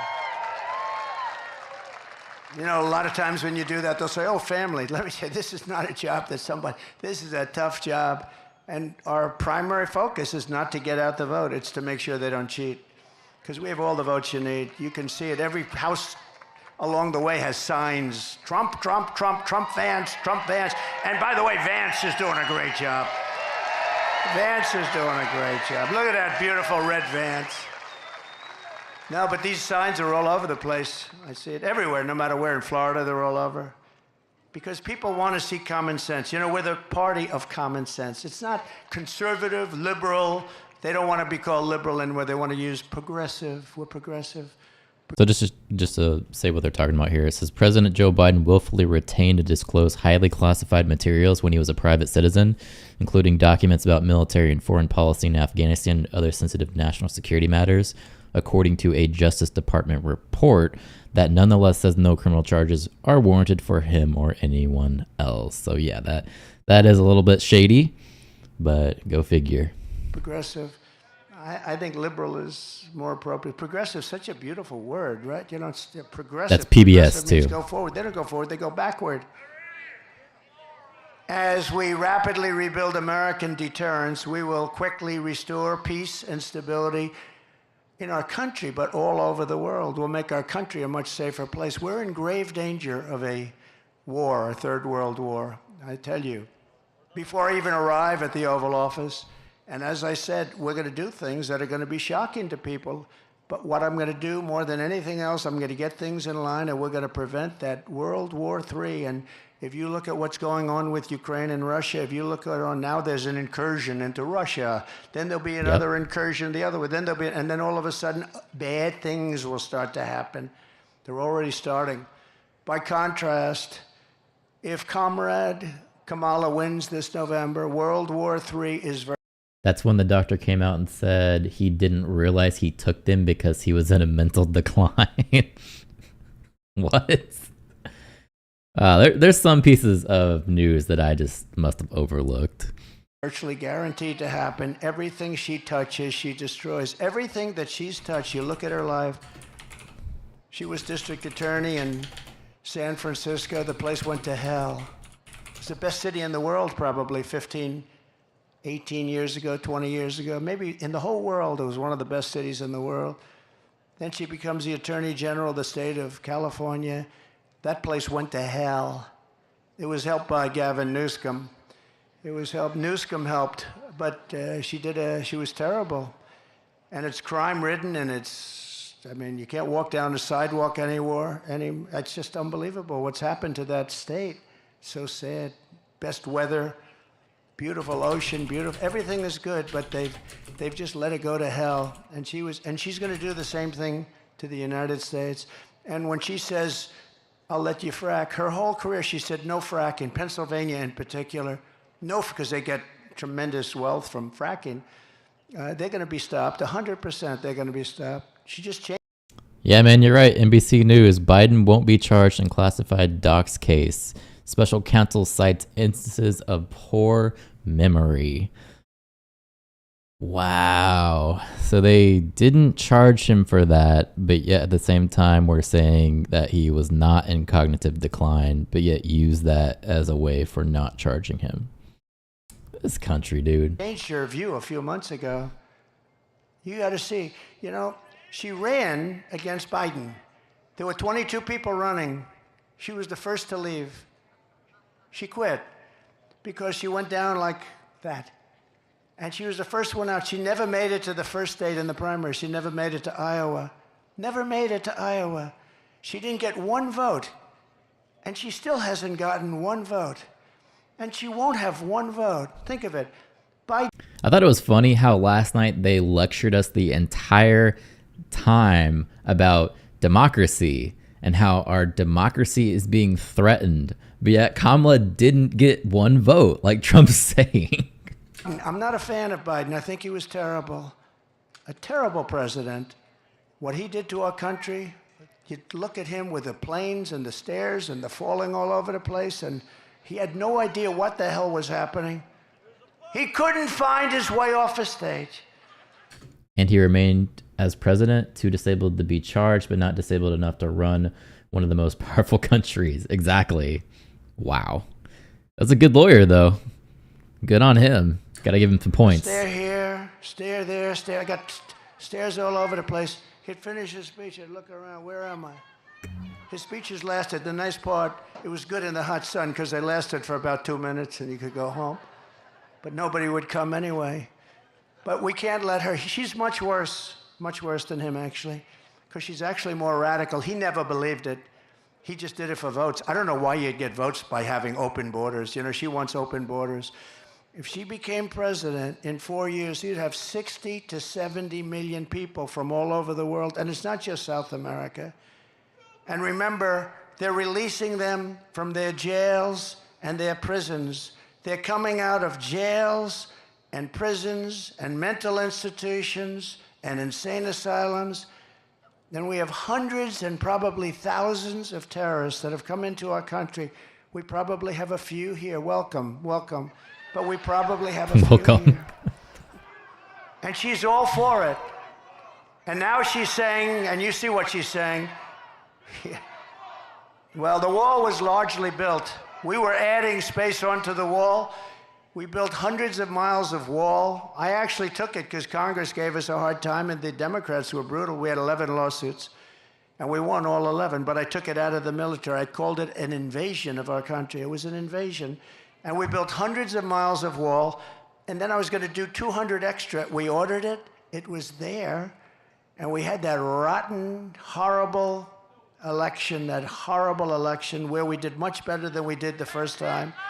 And bad things happened, and all of a sudden, I hear that they want to have open borders. And I thought they were kidding. Who the hell wants open borders? And then they said, we'll give you health care. You know, now they're saying all about how they're getting tough in the borders and how they were tough, except they have a couple of problems. Do you know that we flew in 1 million people, airplanes, over the top of the border, beautiful airplanes. They're flying them in. If you want to stop people, you're not flying them in on airplanes and many other things. No, they wanted open borders, and we have a country that's loaded up with many, many criminals right now, of the worst. They emptied their jails. They emptied their jails and prisons. They emptied their mental institutions into our country, largely. Now, they're continuing to do it. But if you look at many of these countries that we're talking about, frankly, who can blame them? They're dropping their prisoners into the United States of America. They're dropping all of these people into the United States, including their mental institution people.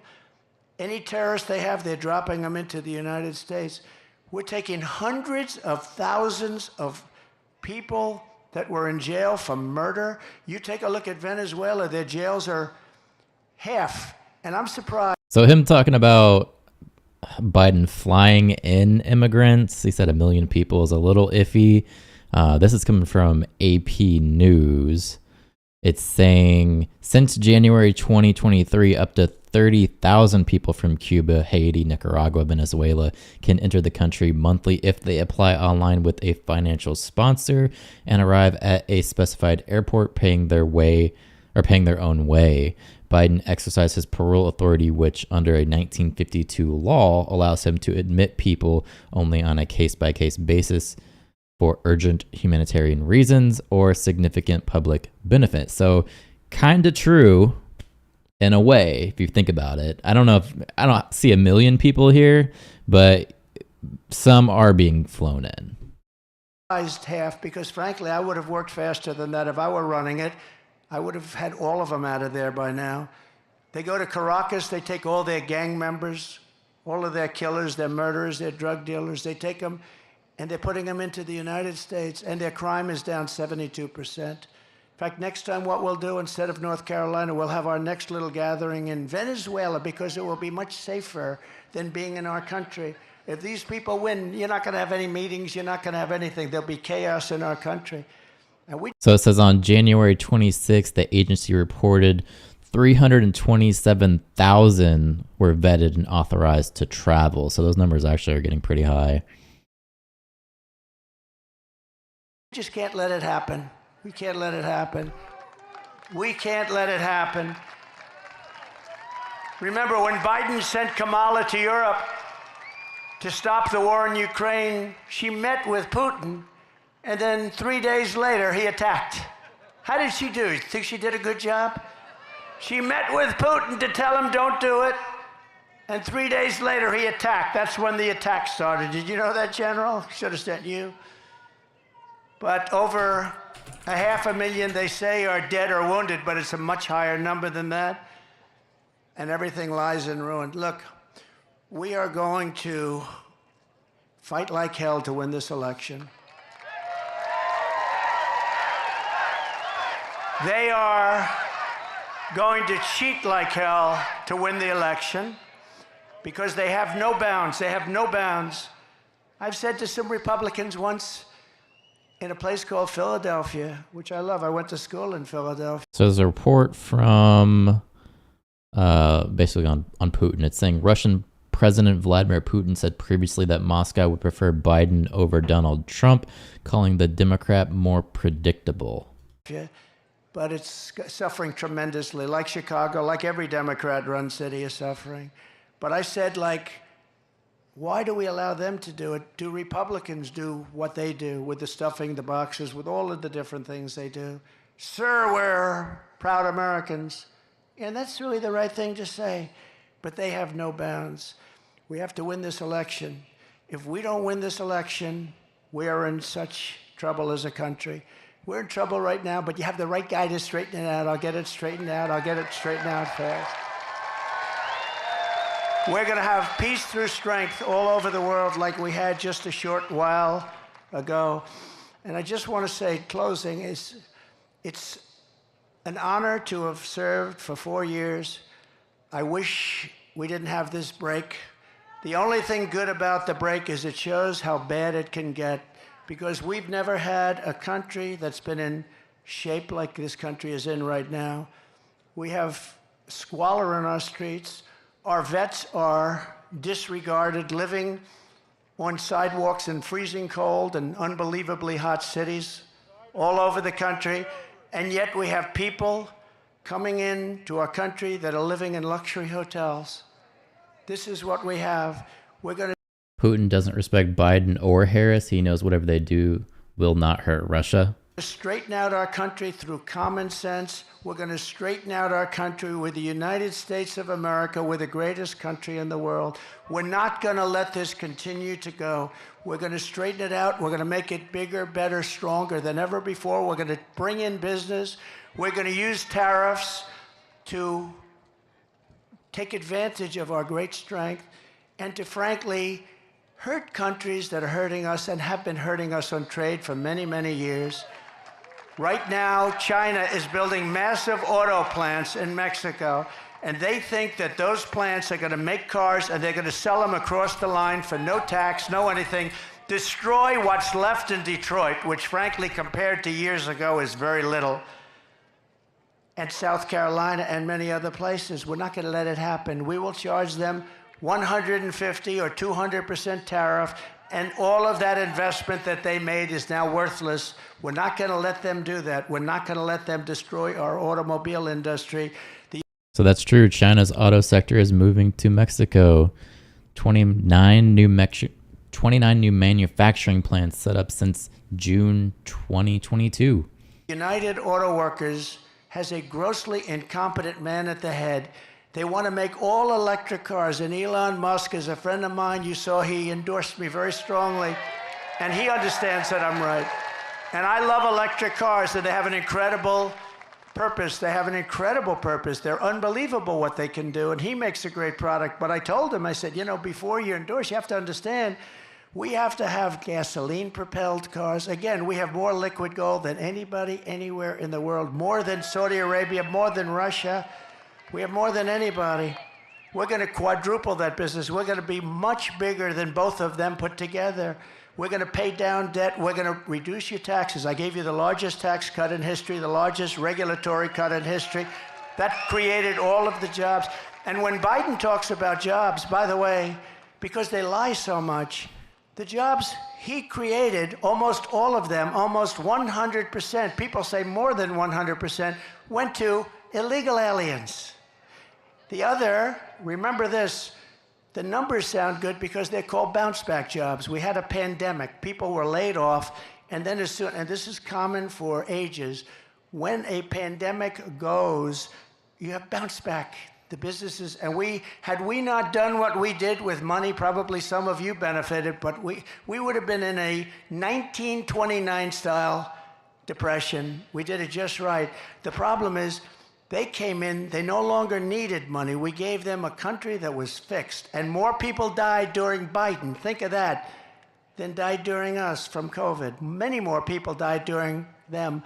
But think of this, we gave them a country and they blew it because they took so much, they took trillions and trillions of money, they kept feeding it, and that's what caused, along with their bad energy policies, that's what caused this tremendous inflation, which is destroying the people of our country. And frankly, it's contagious, it's all over the world, but we're the ones that started it with their bad policy.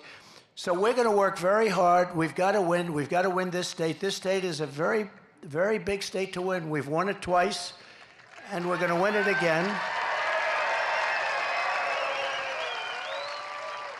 I said to a couple of the people, I said, so let me ask you, how are we doing compared to 4 years ago and 8 years ago? They said, sir, you're much hotter, you're more popular. I hope that's true.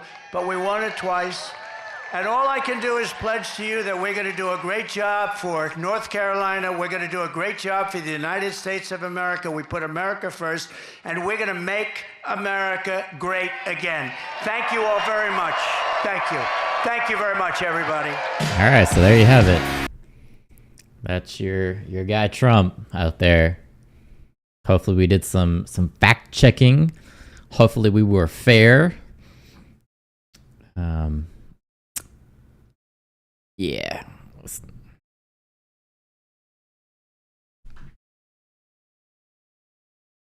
see what else is going on.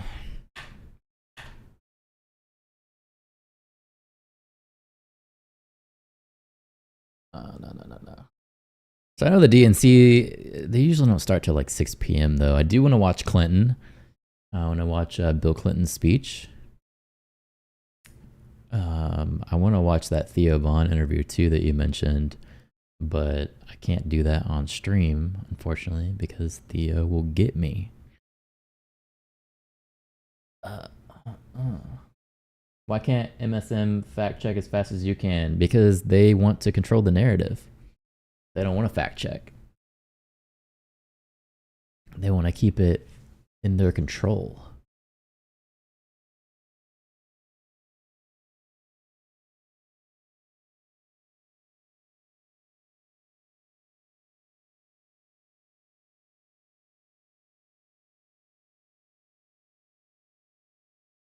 So apparently they've been arresting people out in front of the DNC in Chicago. Crazy protests going on. I saw them burning the flag and just generally being insane.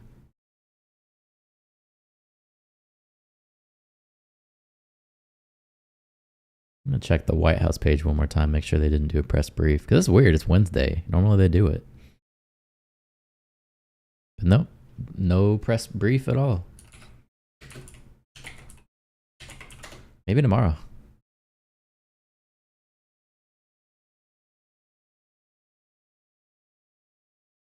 So Tim Walz is speaking tonight. They got Bill Clinton. I think that's most of your major ones. Nancy Pelosi, if you want to see her speak, she's going to be there. I don't personally care about seeing her talk. I wonder why Kamala won't address the Palestine protests. She's probably upset because they keep protesting, I guess probably a fairer term, but protesting at all of her rallies. She's trying to give her speech and they're over there chanting, and that's why she has this big I'm speaking thing going on. They're trying to do the DNC and they're rioting outside. The cops are having to arrest people.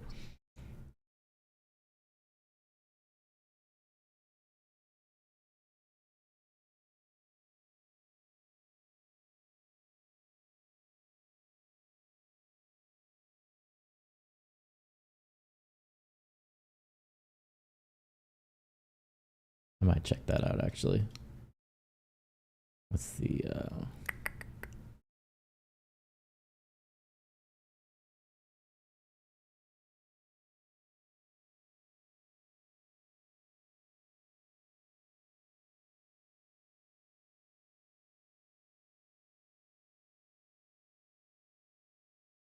Let's actually look into it. I'm gonna watch this here. Let me pull it up.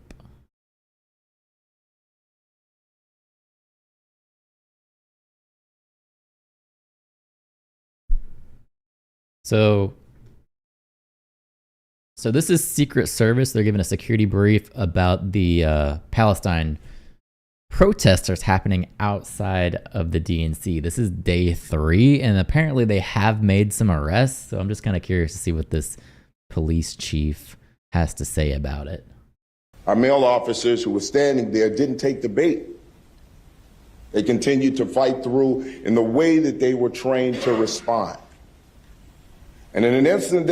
Did the RNC have protesters there? Not that I'm aware of. I didn't hear anything about protesters there, which is weird because you think Trump is kind of pro-Israel as well, but for whatever reason, they're really targeting Kamala. Like that, where that number of people showed up to fight with the police, and we were able to take nearly 60 people into custody. Minimal injuries. Tells you that what's happening with the Chicago Police Department is transformative. The leadership and the leadership team that you see right here, this is a transformation of what you're seeing. Please report that. There was enough of you out there.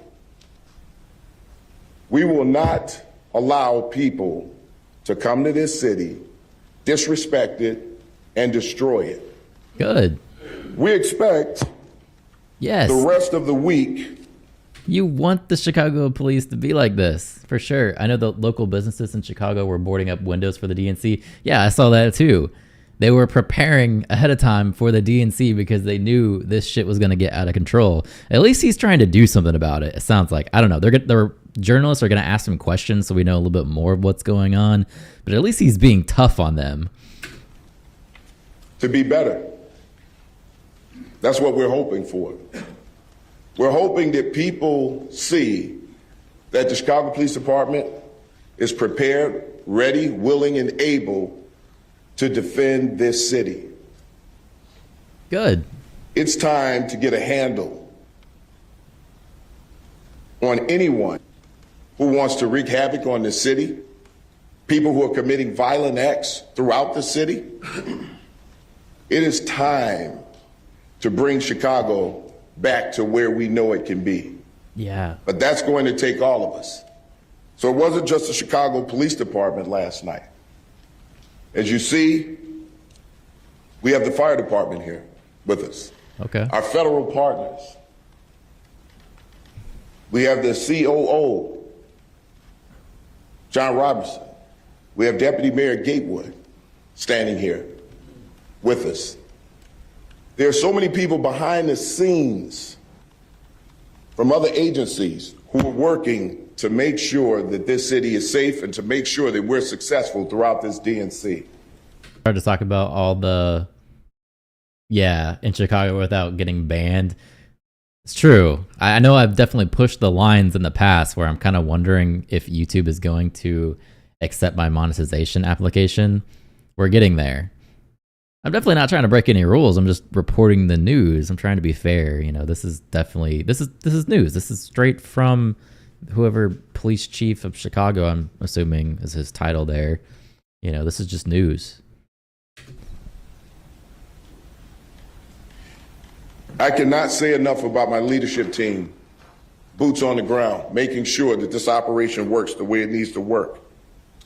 The overall incident commander, Chief of Counterterrorism, Dwayne DeVries.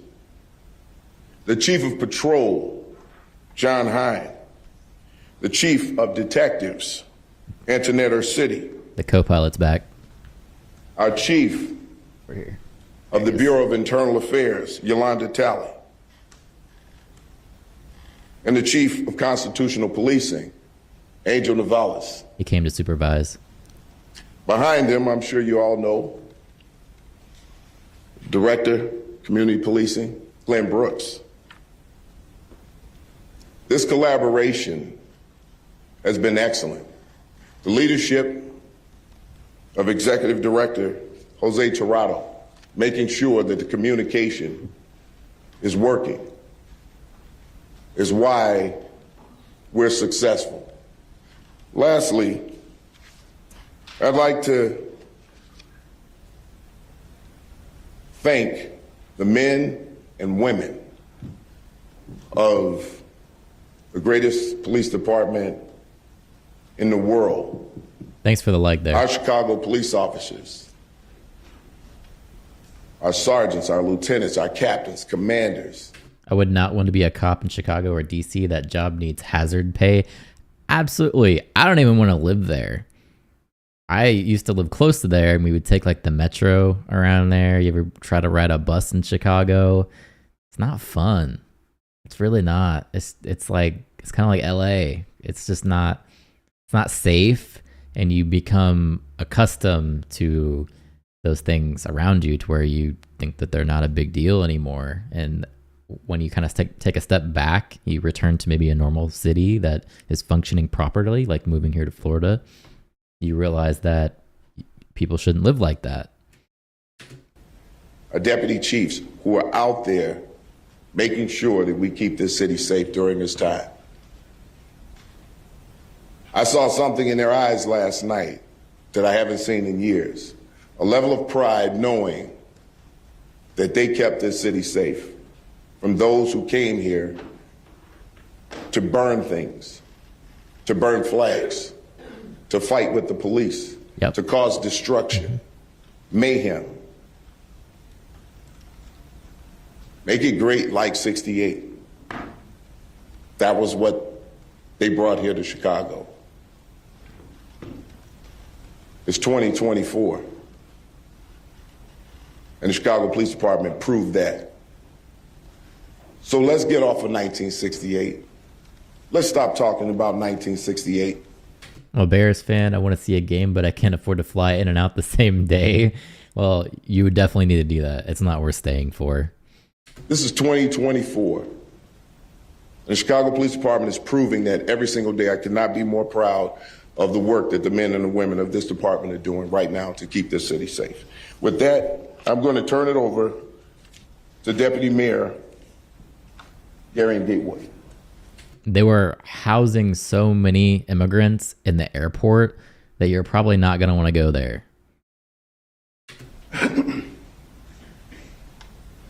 Thank you, Superintendent. Good morning. I stand here yet again. As I said yesterday, the city is ready. The city has always been ready. The collaboration that we have across the board has been phenomenal. Last night wasn't a protest. To call last night a protest would be disrespectful to people who have actually processed it for things that have moved societies forward across the country. That wasn't what we had last night. What we had is we had people who came down to the city to cause harm, to wreak havoc, and they were met with the best trained police department in the country. They were met with collaboration across the board with all of our agencies working together around the clock, with leadership like Deputy Mayor Lori Lipson, who makes sure all of our agencies show up on time every time to make sure this work happens. We work in partnership around the clock. We work to keep this city safe. And again, as I said yesterday, we welcome protests. We welcome peaceful protests. Last night wasn't that. We expect protests. We expect them to. I'd like to see some video of outside what actually was going on. I did see pictures of them burning the flags. I get that. But was there any kind of clash with the police? What was actually going on that was so not peaceful? Be peaceful going forward. We expect that level of collaboration and partnership. We welcome it. We look forward to it. And with that, I have the pleasure of bringing up Derek Meyer, the Deputy Special Agent in charge of the United States Secret Service. All right, Secret Service guy. Thank you, Gary. Thank you to Superintendent Snelling. I could not ask for a better friend, and the city of Chicago could not ask for a better leader. All right. Good morning. I'm Derek Meyer, the Deputy Special Agent in charge of the United States Secret Service's Chicago Field Office. We're starting the third day of the 2024 Democratic National Convention, and I'm proud of the work the U.S. Secret Service, Chicago Police Department, and the rest of our federal, state, and local partners have done securing this historic event. It is a total team effort. There have been several large... I saw a video with a fence accidentally falling down, but no one entered. So it wasn't like anything crazy going on that you saw? demonstrations this week. We are very appreciative of the Chicago Police Department for safeguarding the city and the convention. I'm also proud of our Secret Service personnel for their great work during the DNC so far. I was thinking the same thing. It's like, this guy likes to party for sure.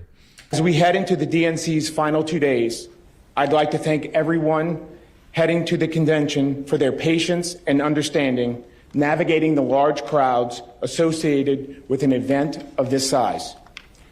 We ask that attendees and delegates arrive early and allow extra time for security.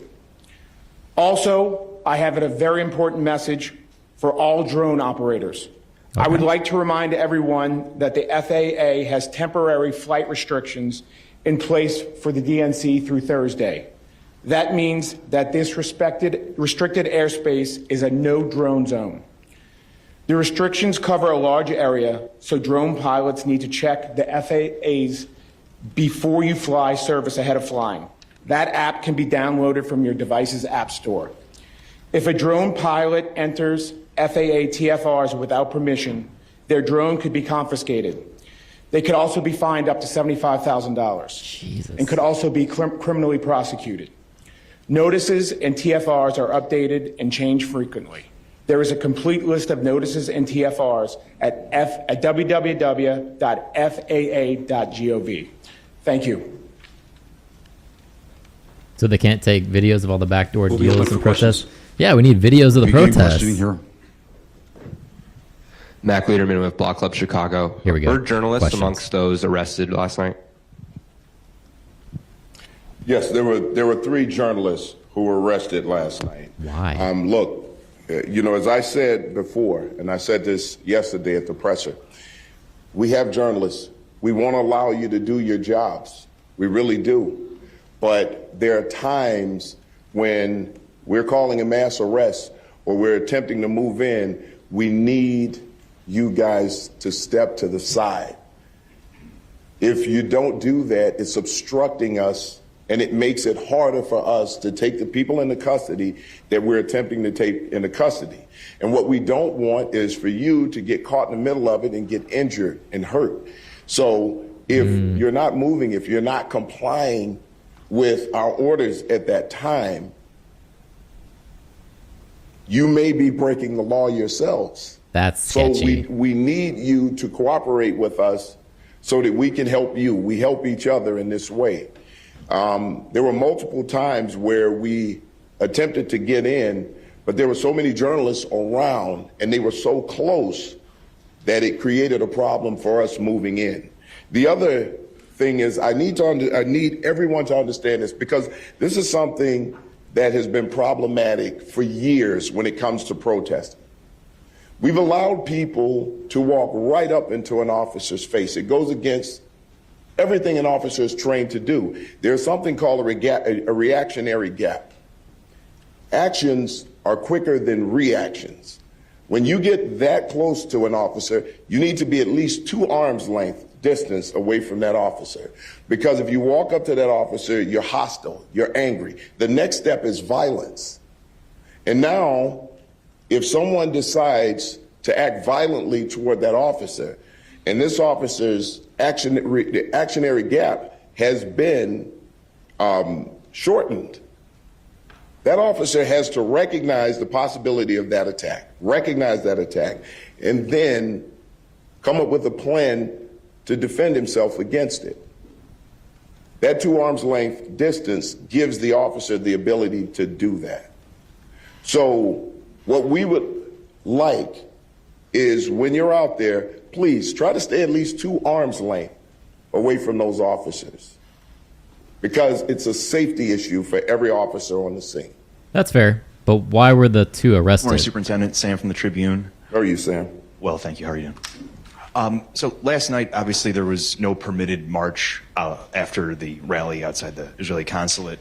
And after the group began to go south on Clinton and then return back to Canal, it appeared that officers assigned to monitor the group not necessarily corralled them, but sort of surrounded them. And as that happened, the group dissipated with each pause in the march. Was that a planned tactic by responding officers? It was planned by the leadership.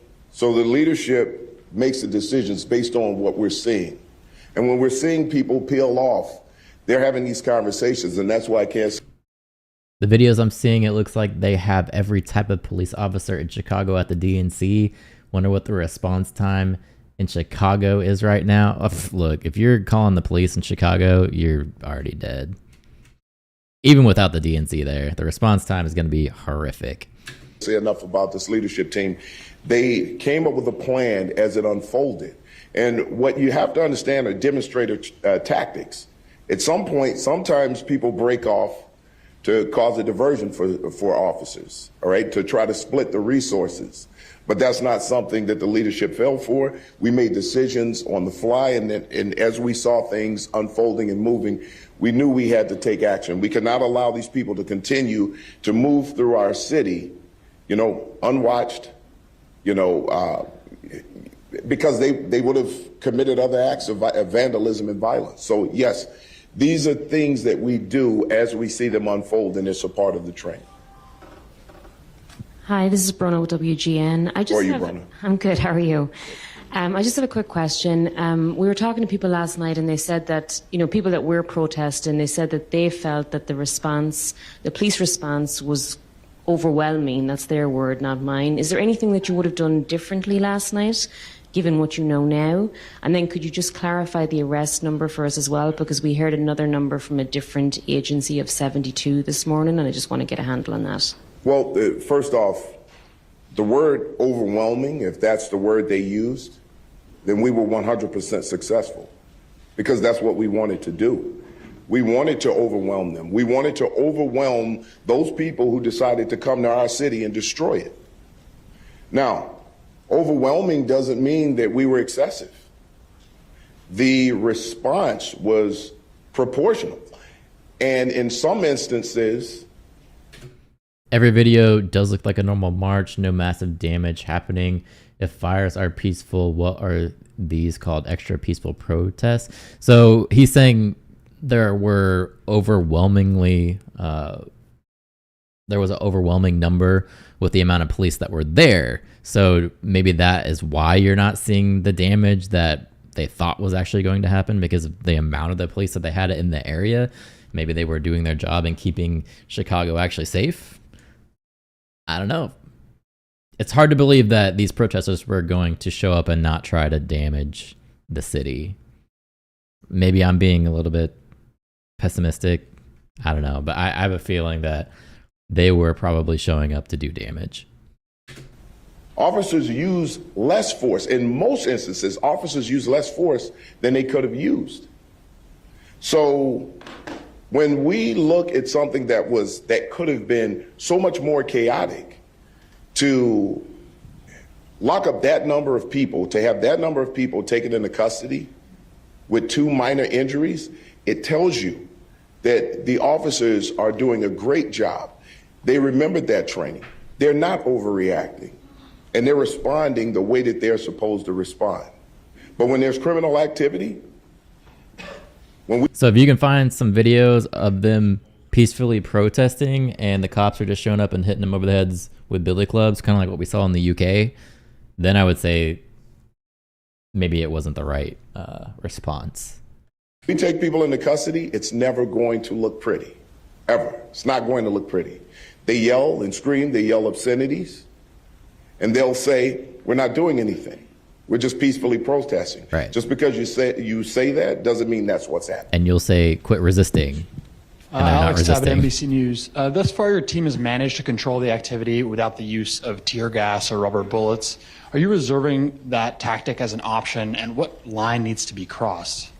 Well, here, we can't say what line needs to be crossed. That's a game time decision. Yeah, he's not going to tell you that. It's what we're seeing. And if we know that it's absolutely necessary, then we'll utilize the tools that we have to. And those break out the tear gas. Those tools that we have at our disposal. However, if it's not necessary, because our officers are responding to this quickly, and I want everybody to understand this, when we recognize that someone is going to act out violently and we respond quickly, immediately, but not rush in, We put an end to the possibility of that violence growing. And then now we have to resort to the use of those types of tactics. So we can reduce that by putting an end to any types of violence or vandalism as quickly as possible. I like this guy. He's fair. Hi. But these are the opening days of the DNC. Let's see what today and tomorrow brings.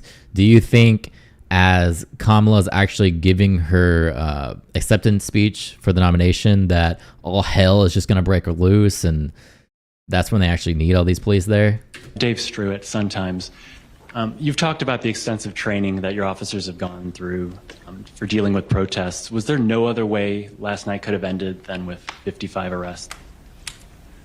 No. When you have people who show up with the intent on fighting with the police, destroying things, burning flags, and I can tell you right now, I'm looking at a leadership team who tried to talk to them, tried to negotiate, tried to get them to leave, gave them a reasonable amount of time, even though this was unpermitted, to speak and then leave. They refused to do that. And at some point, we have to take action. Yeah. Look, I know everyone wants to believe that we can de-escalate every single situation and we can walk away and everybody's going to be fine. There are those people who are out there right now, it's a non-starter for them. They don't want to talk.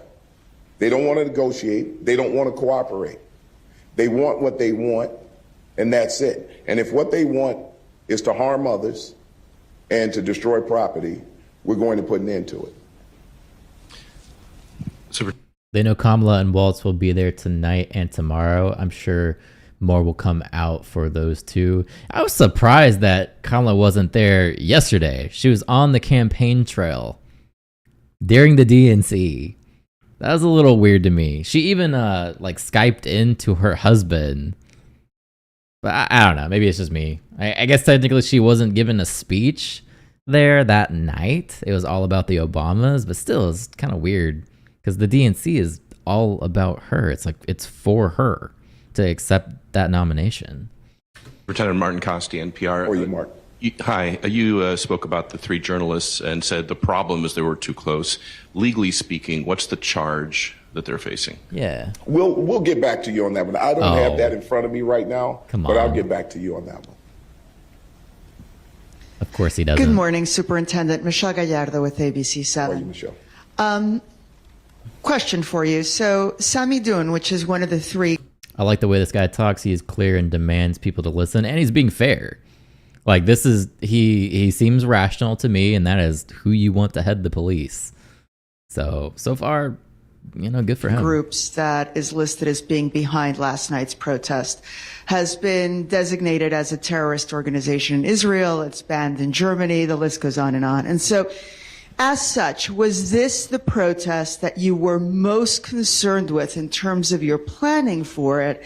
And I guess the second part of that is, in light of that, is CPD working with federal authorities to confirm people's identities and really look through their backgrounds before just processing and releasing them? Well, we always look at that, right? Because when you're processing people, they're fingerprinted. We're looking at all of that. However, what I will say from the start, we don't just look at groups. We don't necessarily just look at affiliations. What we're looking at are actions. Because you may have people who show up here who are affiliated with particular groups who just talk. They're not here to commit acts of violence. We're looking at action. Did you notice how she never stood once during the Biden's, the current president's speech? Seemed disrespectful to me. Her ego is growing by the day. No, I didn't even notice that, to be honest. I was so into hearing what Biden was actually going to say, and I didn't even pay attention. They did pan to her a couple times now that I think about it. She did kind of have she was teary-eyed and all that, but I guess no, she didn't stand. And everything that we do and have planned around, we plan for those who show up here to cause destruction, chaos, criminal activity, violence. And that's what we've trained for. So no matter who shows up here, we're going to be ready to respond to them. Good morning, Carmen Vargas with Univision. Superintendent, what is going to happen from now on with protests that are not approved by CPD? Are they going to be allowed to carry on or not at all? Well, listen, we'll assess those as they happen, just like we did this one, and we'll prepare for it. Look, when people are moving about the streets, walking, talking, if we don't have any reasonable suspicion to stop, question those people, they can form up. People have the right to assemble. However, we are going to control the situation. When we get there, we'll make an assessment of what's happening. And if we know we need to take action, we'll take action. But we'll make an assessment, and everything that we do in response to that will be based on a constitutional response. Right here. Yes. Hello, Superintendent. It's Molly with the Washington Post. How are you, sir? A two-part question, if I can. The first is, the folks who were arrested overnight, will they be prosecuted? Because you spoke a little bit about that before the DNC, about the intent to prosecute those who get arrested. And then also, we're expecting a pretty big protest later today, and then there's another big one scheduled tomorrow, but my understanding was today's might be the biggest. Will the approach today be similar to what we saw overnight, because today's protest, the big one, is unpermitted as well by the city, or will it be different? So Chad, according to what that journalist is saying, the big protest is actually tonight. So we'll actually see what actually happens. That's my question. Okay, so to the first question, can you go over that one more time? Will the folks who were arrested overnight be prosecuted? Okay, so here's what I will tell you. I have had, and before this started, I've had a conversation with State's Attorney Kim Foxx, and she's actually made a public statement that people who come here to damage and destroy our city are going to be prosecuted. That's number one. Is our approach going to be the same with the group today as yesterday? Absolutely not, unless things change. Our approach yesterday initially was the same approach that we approach every group with. Obviously, we had heightened concerns about this one because of the threats that were coming out of the group initially. The group that's protesting today, we're going to treat them the same way we would treat anyone who wants to exercise their First Amendment rights. And that's how it starts. It's always going to start that way. It's going to start with respect. It's going to start with respect for people's First Amendment rights. If things change and we make an assessment. I wonder how much a permit to protest costs to get. Does that get paid directly to the city? I believe it does. That we need to do something different, we will do that. But we will respect people's rights to protest. Hi, Mills Hayes with News Nation. How are you? Hi. So we obviously saw an unruly protest last night, and we know that this is day 3 and there's more protests planned. Do you guys expect these other protests to look similar? Is this a glimpse of what we're going to see, these mass arrests over the next few days? No, we never know what to expect. And, I never want to put that out in the universe that we're going to make mass arrests. I've said it before, if we can get through this Democratic National Convention with no arrests or the least amount of arrests possible, that's a win. It's a success. However, again, we're going to respect people's First Amendment rights, and those. So it looks like it depends on the size of the protest that you actually want to do, or if you're doing like a parade down the street, they're estimating that would cost up to like $20,000 to do something that big. For this, I don't know. I'm assuming they're just standing outside of the building. I don't know if they're blocking streets. So it all could depend. There's a lot of different factors. I haven't seen a lot of video of what they're actually doing, but if they're just like standing on a sidewalk, even that could have some cost as well. Those who are protesting peacefully, following the law, we will give them that right, and we'll protect it while they do it. but we're not going to allow people to come into this city and destroy it. Good morning, Superintendent. Julie Bosman with the New York Times. How are you?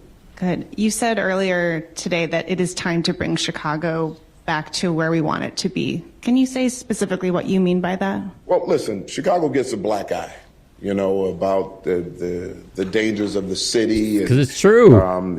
They have people who don't live here who believe that if you just show up here, that, you're going to suffer immediate harm. Bro. This is a beautiful city, Come on. And we need to bring back our reputation. We need everybody to see Chicago. And why as what it is your reputation It's one slandered? of the most beautiful cities in the entire world. I'm proud to live here. I'm proud to be a Chicagoan, and so is everyone standing here.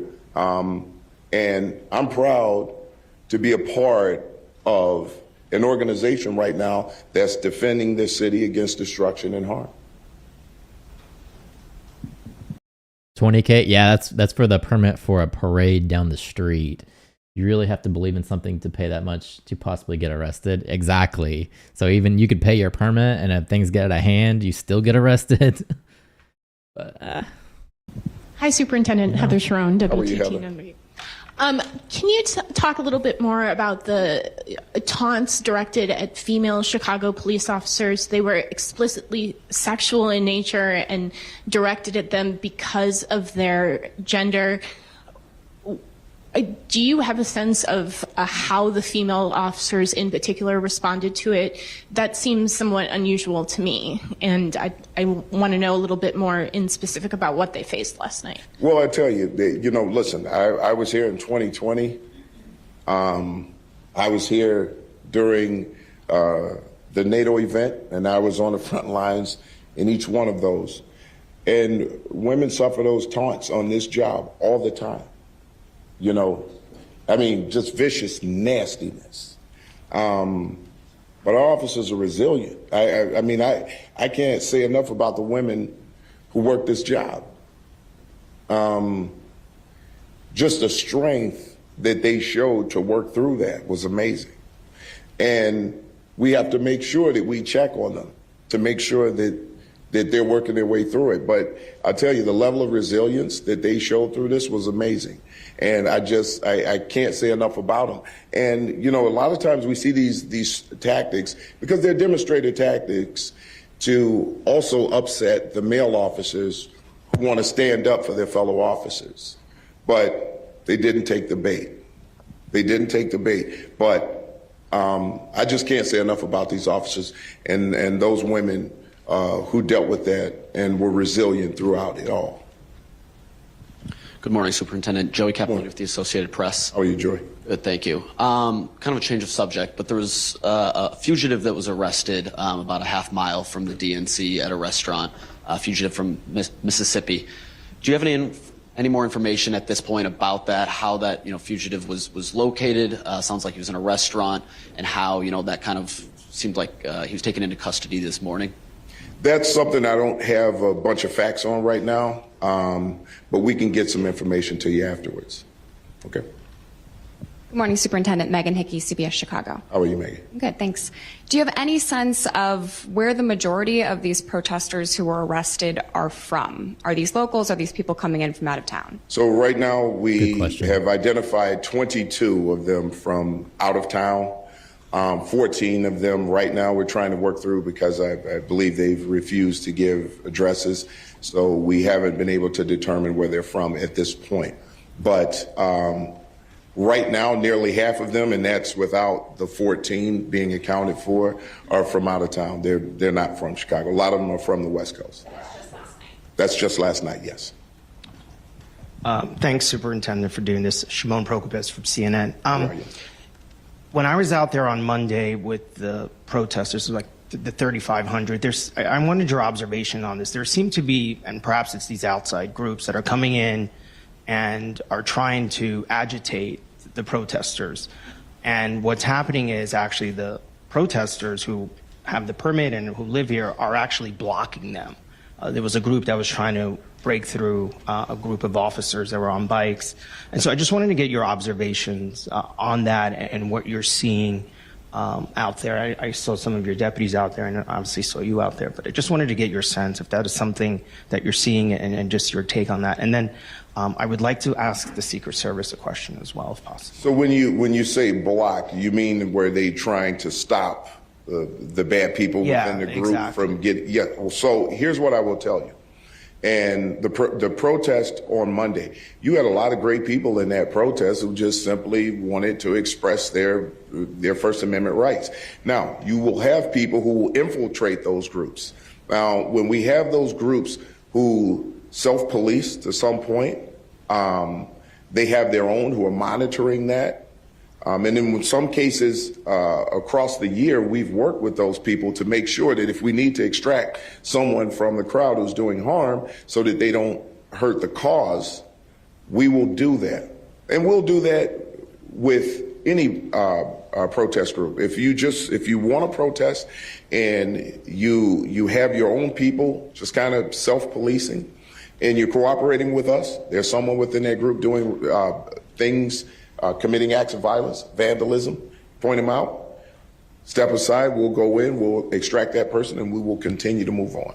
Okay, and just for the Secret Service, if I may, there was a lot of concern over these email threats at the hotels, and I just want to see if there was any update on that and how things are going with that.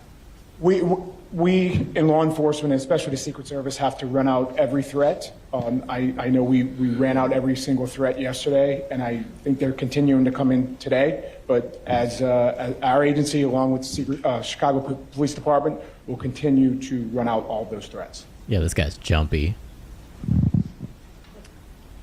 Steve Vado from the New York Post. How are you, Steve? Good, how are you? Good. I know you said you didn't know the charges against the press, but do you know the charges against the protesters or a range of charges? Well, there are multiple charges. There are disorderly conduct charges. There are obstruction charges. There are charges of battery to police officers, and quite a few more. Now, at some point, you'll be able to get that information, and I have it right here. From the Joint Information Center, they'll be releasing the information when it's finalized. So you'll be able to go in and look at all of that information. Also, we're also setting up a FOIA portal at some point, and you'll be able to get the information through there also. Morning, Superintendent. Morning. Ben Haberly with NBC5 Chicago. How are you? I'm good, thank you.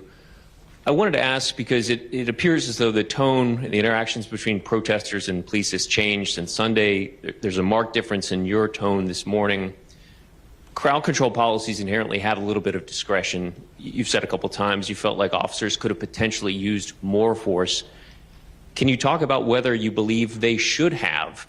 And are there incidents in which you believe the party guy definitely has a spare key to the evidence room? Yeah, he's definitely jumpy. Your officers should use chemicals or kettle protesters if they're being unruly in your view? Well, first of all, let me say this: our officers. We didn't have any major injuries of our officers yesterday. Now, in the protest Monday, we had an officer who was pushed over at a different protest from the one at the fence and suffered a concussion as a result of that. But minimal, minor injuries to 2 officers.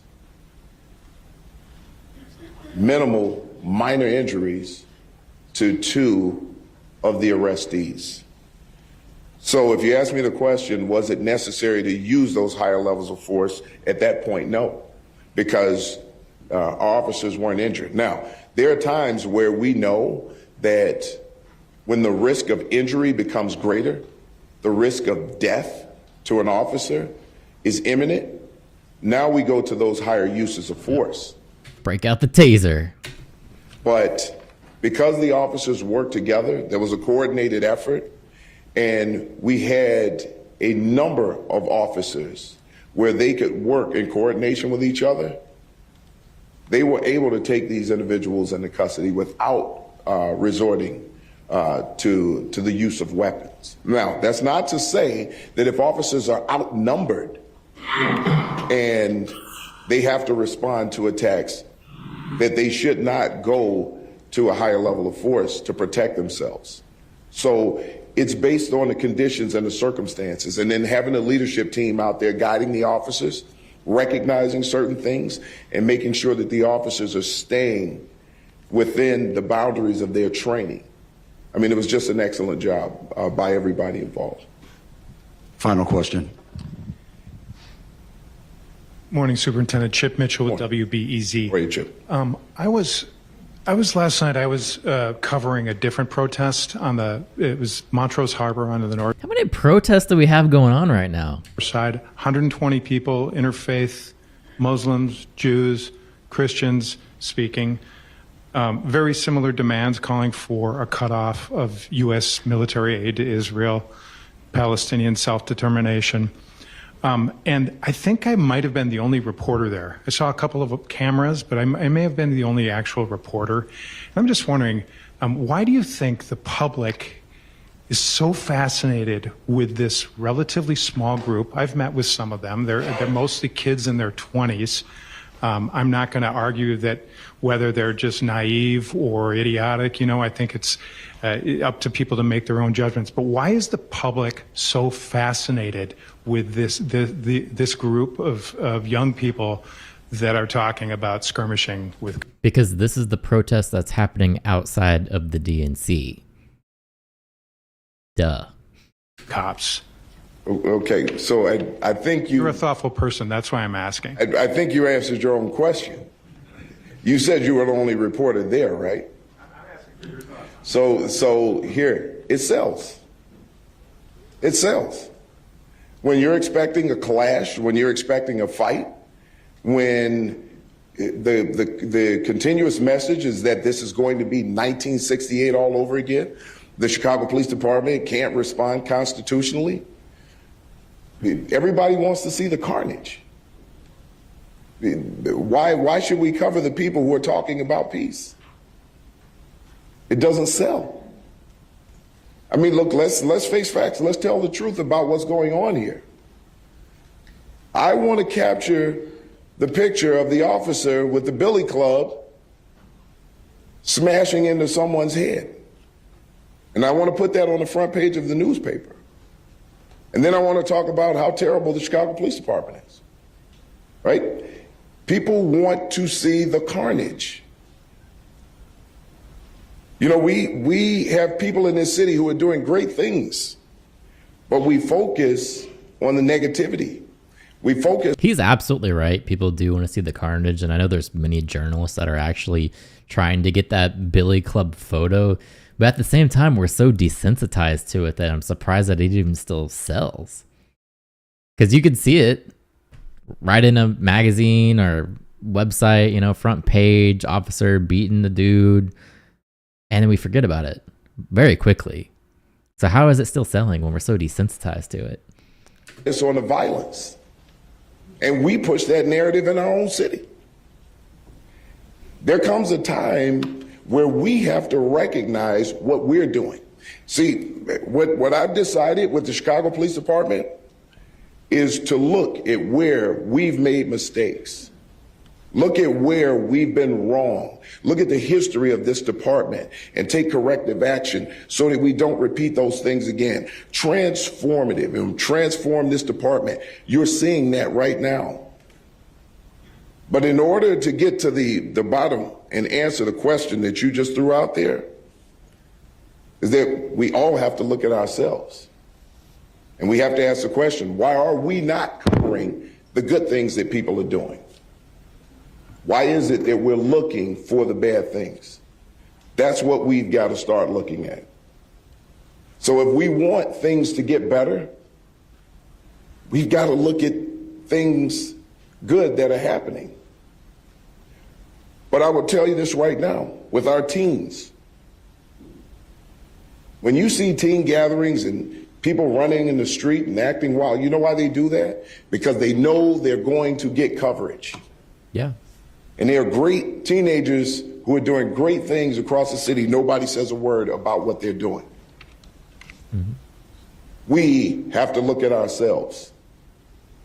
What is journalism? I'm not a journalist. So I'll let you guys answer that question. But you asked me for my observation, that's my observation. Lastly, I just like to acknowledge, I really have to acknowledge the women in leadership in this department and our female officers. Last night and times before was a reminder to me of what they have to deal with being a woman in public safety.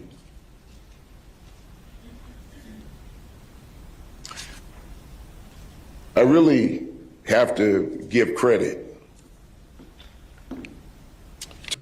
I'm sure there are still some journalists out there trying to keep up the refund the police story.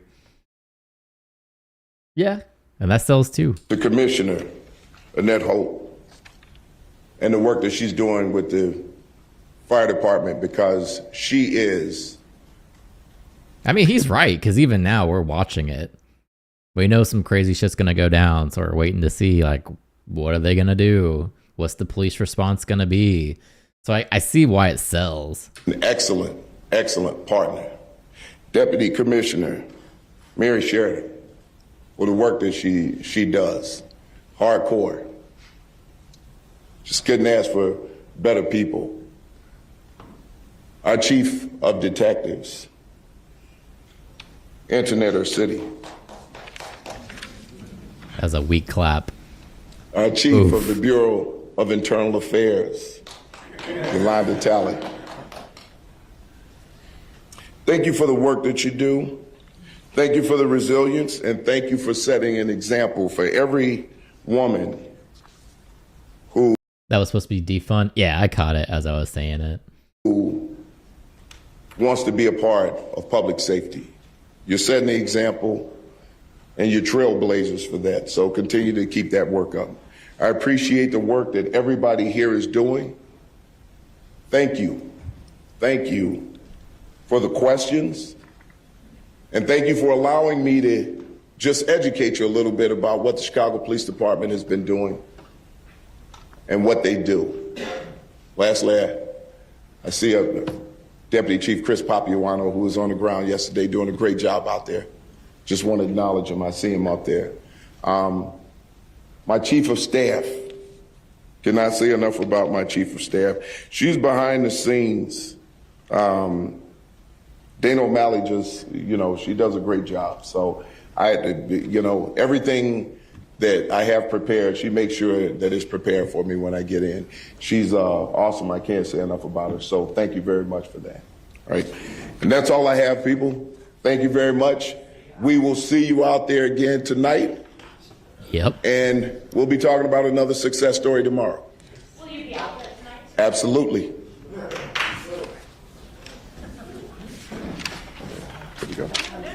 All right, so I guess we're going to wait and see if Chicago burns down tonight.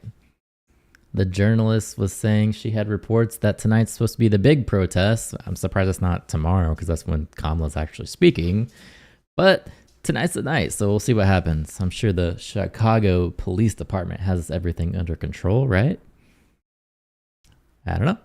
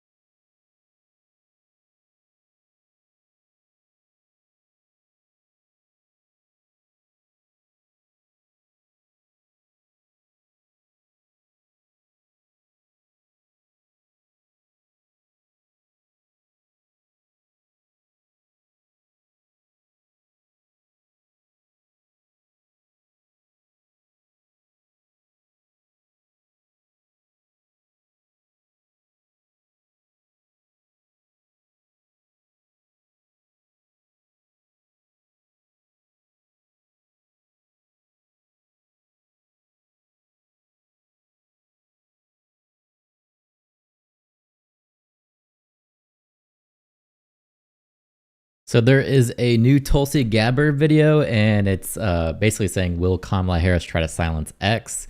She's saying our freedom of speech is under attack. And I figure, my interest is piqued, so I'm probably going to watch it. So they sound ready for tonight with this guy in charge. Yeah, that Chicago Police Department guy is definitely ready for tonight at the DNC. And hopefully nothing too crazy happens.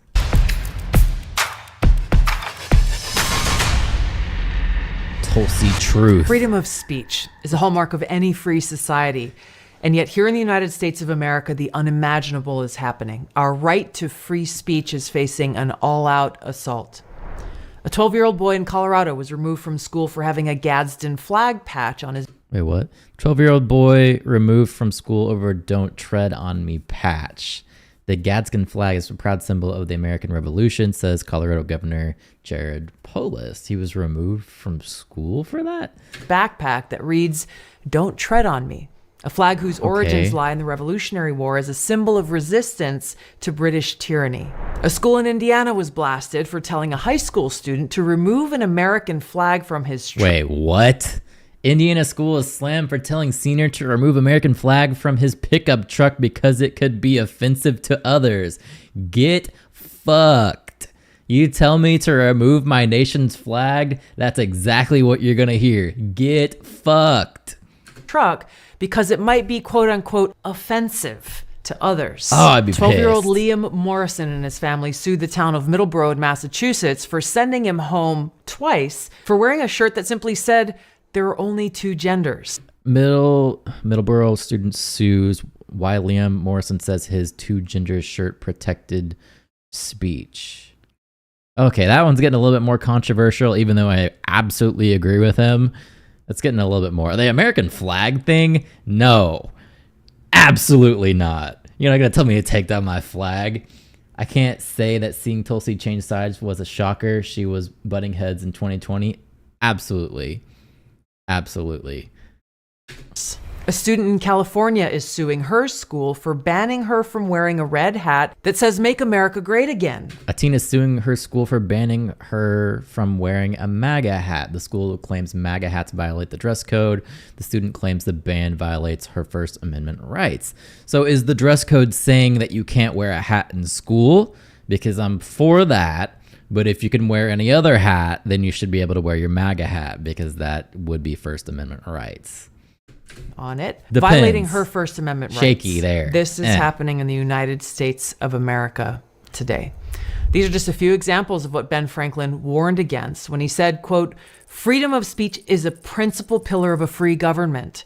When this support is taken away, the constitution of a free society is dissolved and tyranny is erected on its ruins." Our Right. founders knew that a democratic republic requires a vibrant marketplace of ideas where freedom of speech and expression can thrive, where we can criticize our own government, exercise our free speech without fear of censorship or retaliation. Now, even though our country has wrestled with challenges to free speech for a long time, this is nothing new. Free speech today has never been more under threat. The last 4 years have shown us that there is no limit to what speech this government will attempt to censor or where it can be censored. For example, Congress passed a bill recently to ban TikTok. People like Congressman Right. Dan Crenshaw accused opponents of the bill of supporting the enemy. Even the ACLU and NPR opposed this bill, citing legal scholars who said it was a violation of the First Amendment. Ron Paul was right when he said on March 14th, "Yesterday's House vote to either force the sale of TikTok or ban it entirely from the U.S.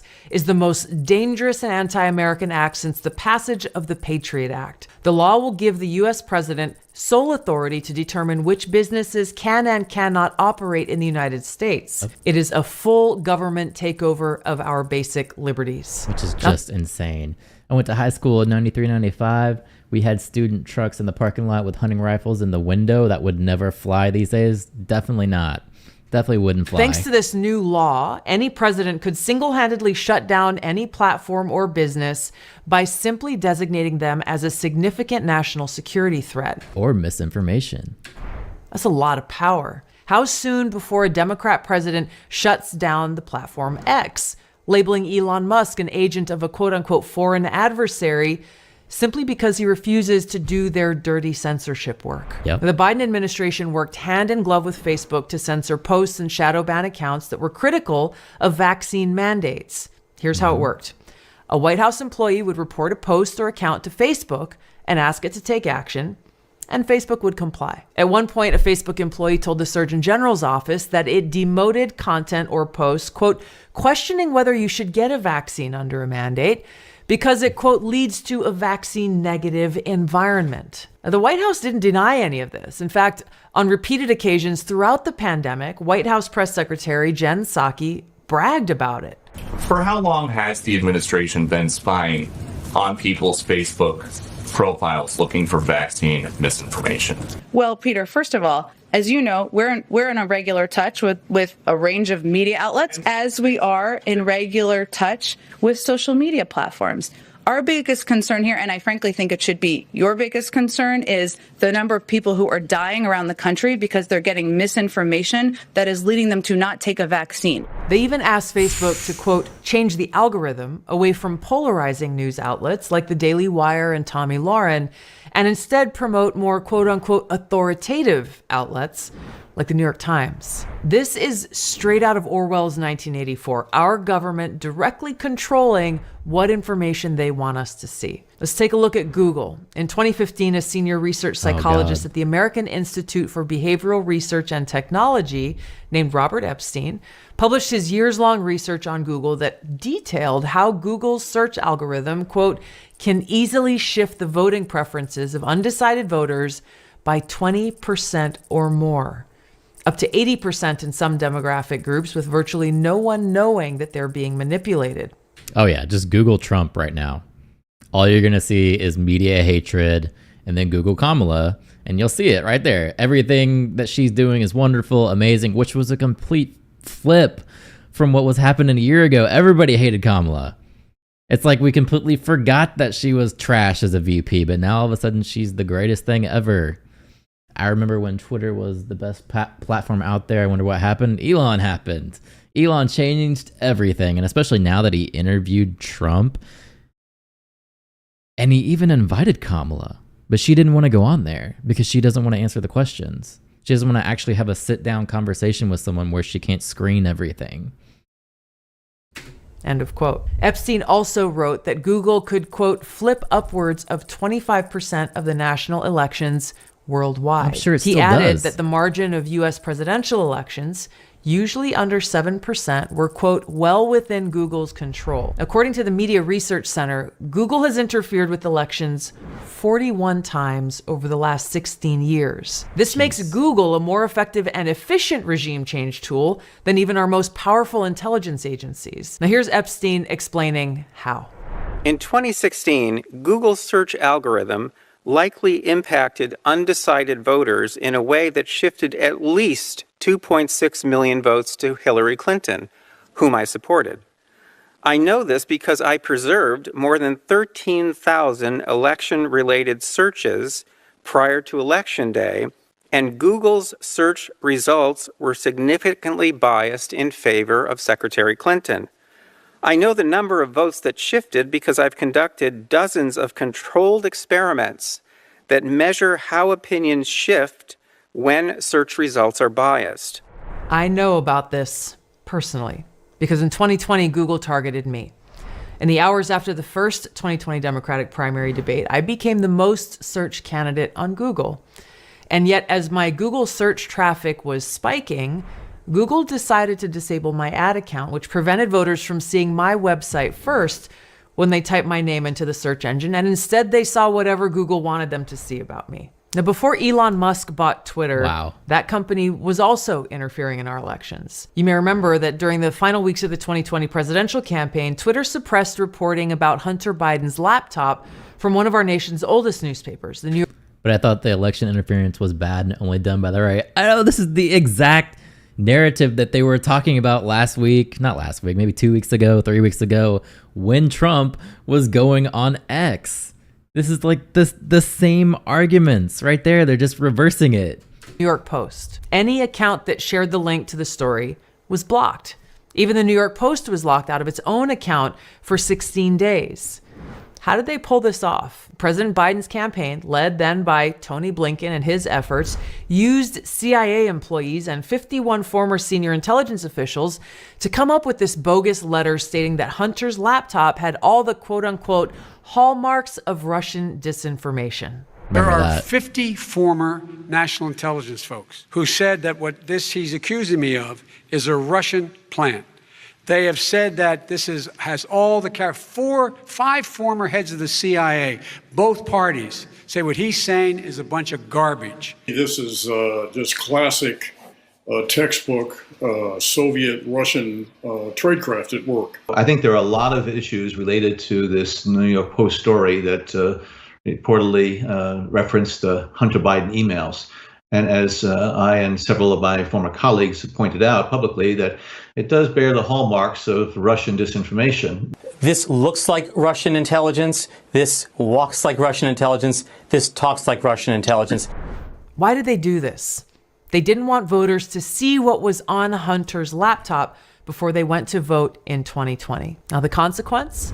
After the truth about the Hunter Biden laptop came out, even years after that election, some polls show that 19% of voters in 2020 say they would have changed their vote if they had known then what they know now. If censorship becomes the norm, then who gets censored is up to whoever happens to be in power at any given time.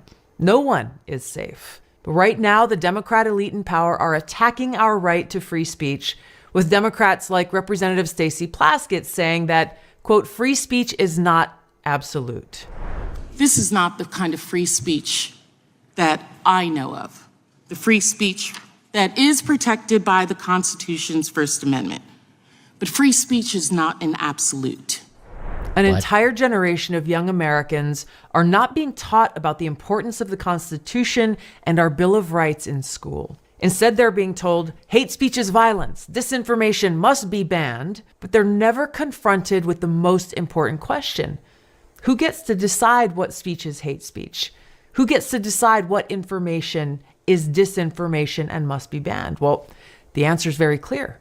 Those in power are the ones who decide what we get to see and what we get to say and what must be banned. Musk's purchase of Twitter comes after years in which we've all witnessed and lived through the power and the peril of rampant disinformation. Elon Musk lives in a world in which the only kind of free speech is white men feeling free to say whatever the hell they want. How do you even get there? That makes no sense. There's a bigger problem here about how we are going to control the channels of communication in this country.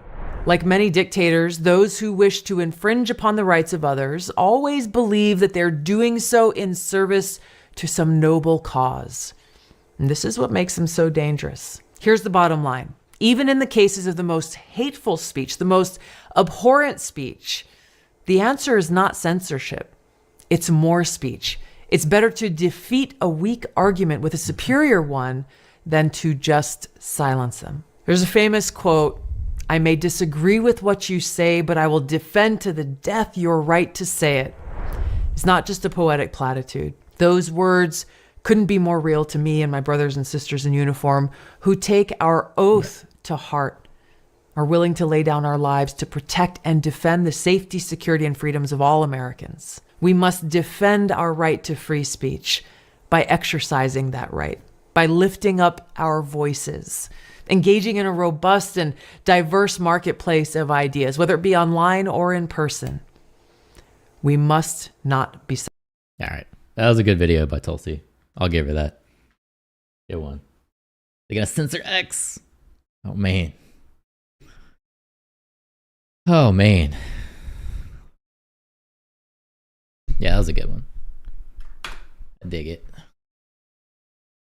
Oh, somebody called me. I don't know what they want.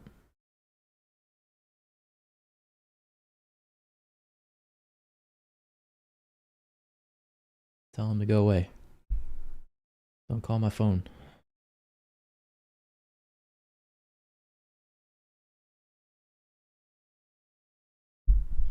All right. What else is going on in the world?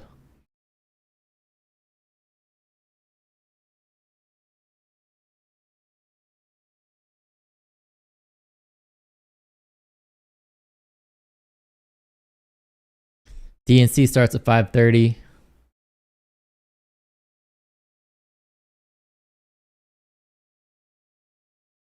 I think they are suspecting that Trump is going to give RFK a position in government somewhere. They just hate seeing Elon use his money for good, and plus with the new China tariffs, they are only able to afford Teslas. Yeah, it's weird how, like, I haven't seen anything that he's done that's wrong. He's definitely allowing more free speech. It's just that they have an opposing narrative. They don't like it.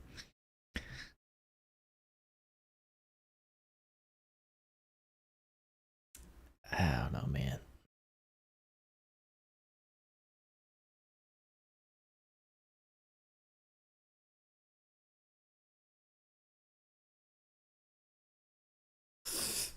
As my dog, he's telling me I need to get off here and go outside.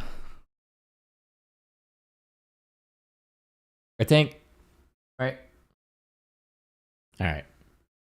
Be back. I might stream the DNC later.